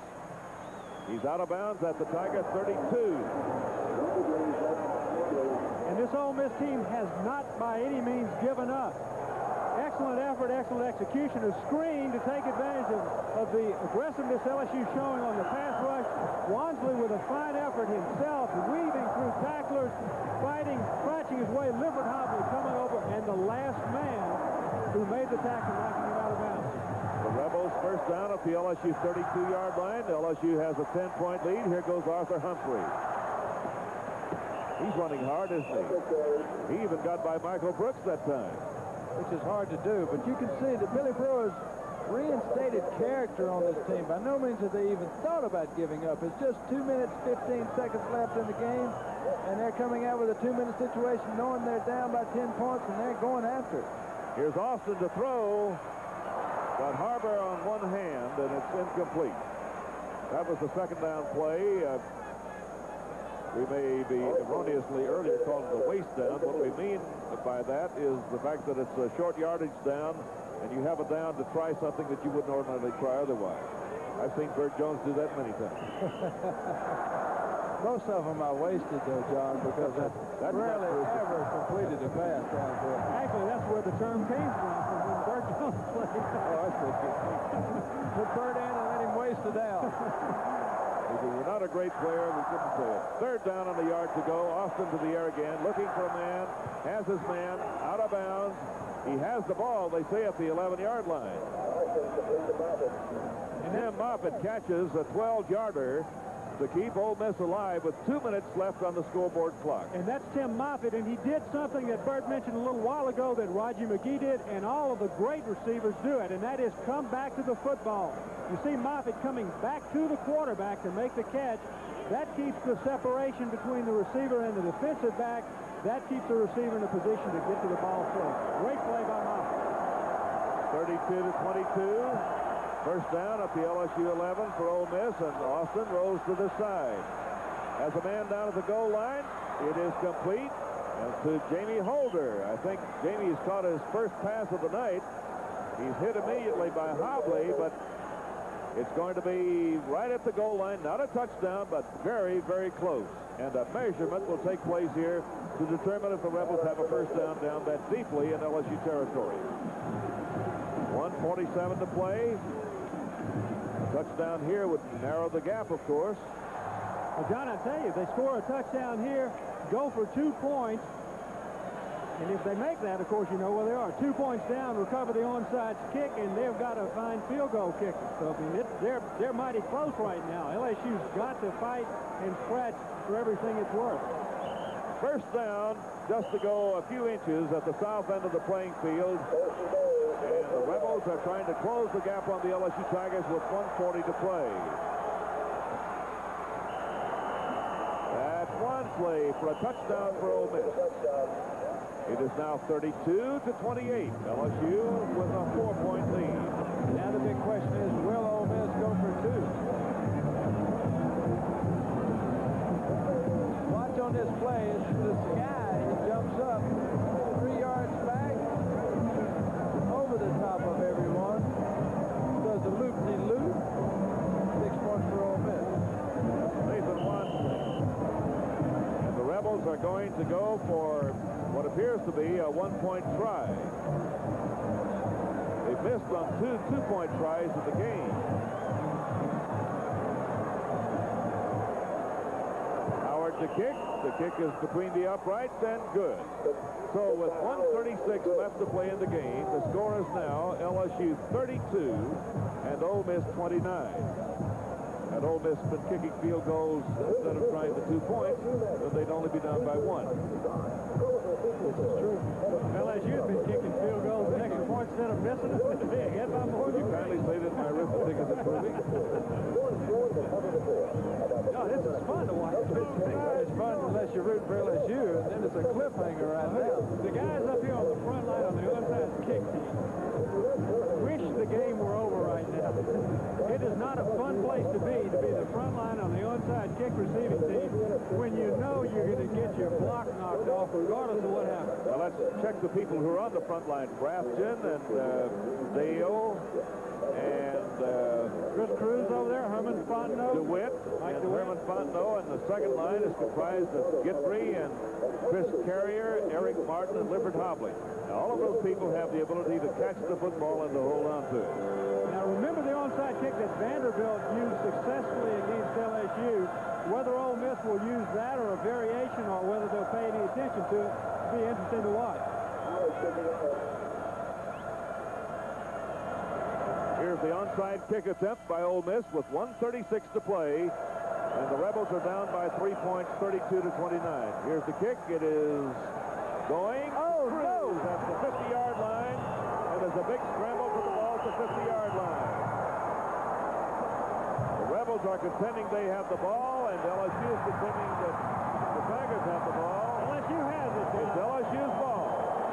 First down at about midfield, and I think Chris Cruz got the ball. Well, I tell you, Chris sure made it exciting here because they dropped it at one stage of the game He here. sure did. He had it, dropped it down, he got down and apparently got down on top of it sufficiently to cover the play. Just routine, Doug. Another day at the park. Another day at the park. Just a routine catch of a bouncing ball with 1:36 to play in the game, and your team is ahead by 3. Cruz pulls it off. And here are the Tigers in a tight formation on a running play by Gary James. He slips. Picks up 2. Now, Ole Miss has 1 timeout left, and I don't know. I guess they're going to let LSU run a couple of plays before they decide to use it. I wouldn't wait too long if you only got 1. The Tigers will be at Birmingham next week to play Alabama in an afternoon game. Then at Starkville, the afternoon of November 17th, to play Mississippi State, and finish up here the night of November 24th at 7 o'clock to play Tulane. Ole Miss has the week off, and then Tennessee and Mississippi State. It's Gary James dropping to the right side. And they're calling for a fumble, but umpire, I think, called it down before he dropped the ball. To the Ole Miss 44. James carries the ball to that point, and he's walking very calmly back into the huddle. But we've had a lot of interesting things happen in this game. The clock shows 35 seconds left to go in this game, and the clock is the most interesting aspect about the whole stadium situation right now. 3rd down and about 3. Gary James again at right guard. Close for a 1st down, and we have 16 seconds time. And with 15 seconds left on the clock, the LSU Tigers and the Ole Miss Rebels are looking at things, and the Rebels have called for time. Now, here's the situation. The clock is stopped, 15 seconds left. If LSU goes for the 4th down and does not make it on the change of possession, the clock will stop, and Ole Miss will have it there. If LSU punts the ball, certainly Ole Miss is going to come with everybody. They may put 15 guys in there to try to block it. I would fall out of the stadium if they punt the ball. Well, you better get ready to fall. Because I was going to say I would try to punt it. I certainly wouldn't give it to him at midfield with 15 seconds left. I mean, it's 1 completed pass, and then you can kick a field goal to tie it. Parker is back ostensibly to punt. I still think he's going to run. Have you ever seen him give an intentional safety from on the other side of midfield? I think he can run around for 15 seconds. What if he doesn't? We're just thinking out loud. We're fans just as you are. And let's see what happens here. 15 seconds left to go, and Parker does punt it. The kick is going back to the 10. And it's touched by the Tigers at the 13-yard line.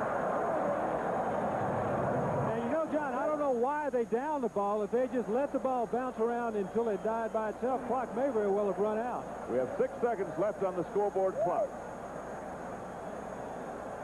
The Tigers elected to punt the ball, and so the Rebels have it 1st and 10 at their 13, down by 3, 32-29 in a wild, interesting game. And the Rebels are back way up there, and the Tigers looking for the Indians in the last 6 seconds of the game.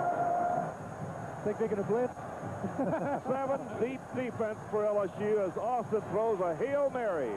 It's way down the field. Look out, interception. It is intercepted by LSU as John Burke gets a ricochet ball, and the Tigers of LSU have beaten the Rebels of Ole Miss in a cliffhanger at Tiger Stadium before more than 77,000 people. And what a game.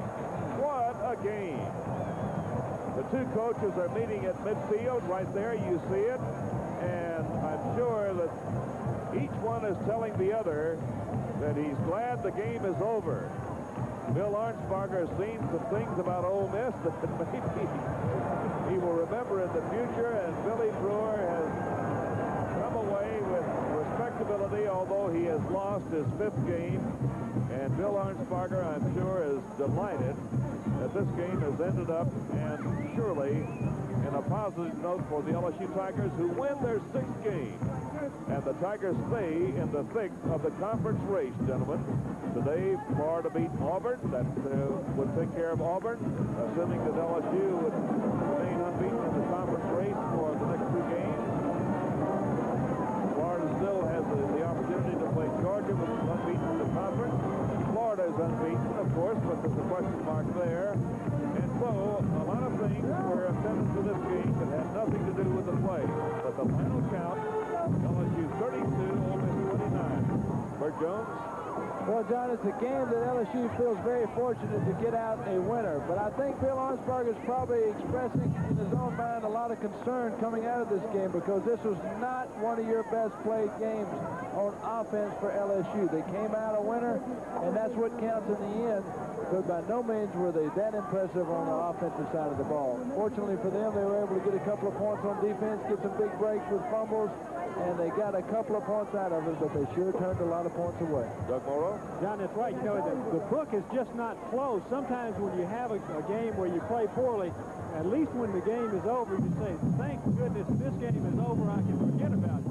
Unfortunately, Bill Arnsparger and his staff can't forget about it because they're going to see the option against Mississippi State and haven't stopped it yet tonight. I bet you they're also going to now see it against Alabama. Alabama runs it a little bit, but I bet they run it a lot next week because LSU was not able to stop it, and you may very well see the Tulane Green Wave put it in for the last game of the season. And those kind of things can cause nightmares for coaches. It'll be interesting to see if they do the counteract. A very exciting game tonight. Stand by, gentlemen. Let's review how this took place tonight, and just go along with me here.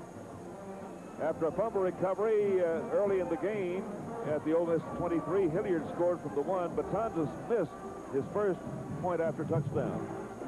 LSU after a fumble recovery at the Ole Miss 17. Martin fumbled the ball back at the Rebel 12. Then the Rebels had a 77-yard pass play. Austin to Ambrose. And the point after by Howard was good. Ole Miss led 7-6. Then Howard kicked a 47-yard field goal. At the end of a 42-yard drive, the Rebels 10-6 ahead. Then LSU, a 58-yard pass play. Wickersham to Hilliard. Great run by Hilliard. And he was stopped down at the 23. LSU got no points after that. Then the Tigers, after another fumble recovery at the Ole Miss 29, the Tonzas missed a 47-yard field goal try. Then in the third quarter, LSU, a 38-yard pass play. Wickersham to McGee after an 80-yard drive. The Tonzas missed his second point after. The Tigers led precariously 12-10. Later in the period, Howard for Ole Miss missed a 45-yard field goal try after a 59-yard drive. Then the Rebels, a 73-yard drive, Wansley scored. 2-point try after, not good. Rebels 16-12. Then a 24-yard field goal by a new field goal kicker, freshman Ronald Lewis. And the Rebels then led by 16-15 with 12:55 to go in the game.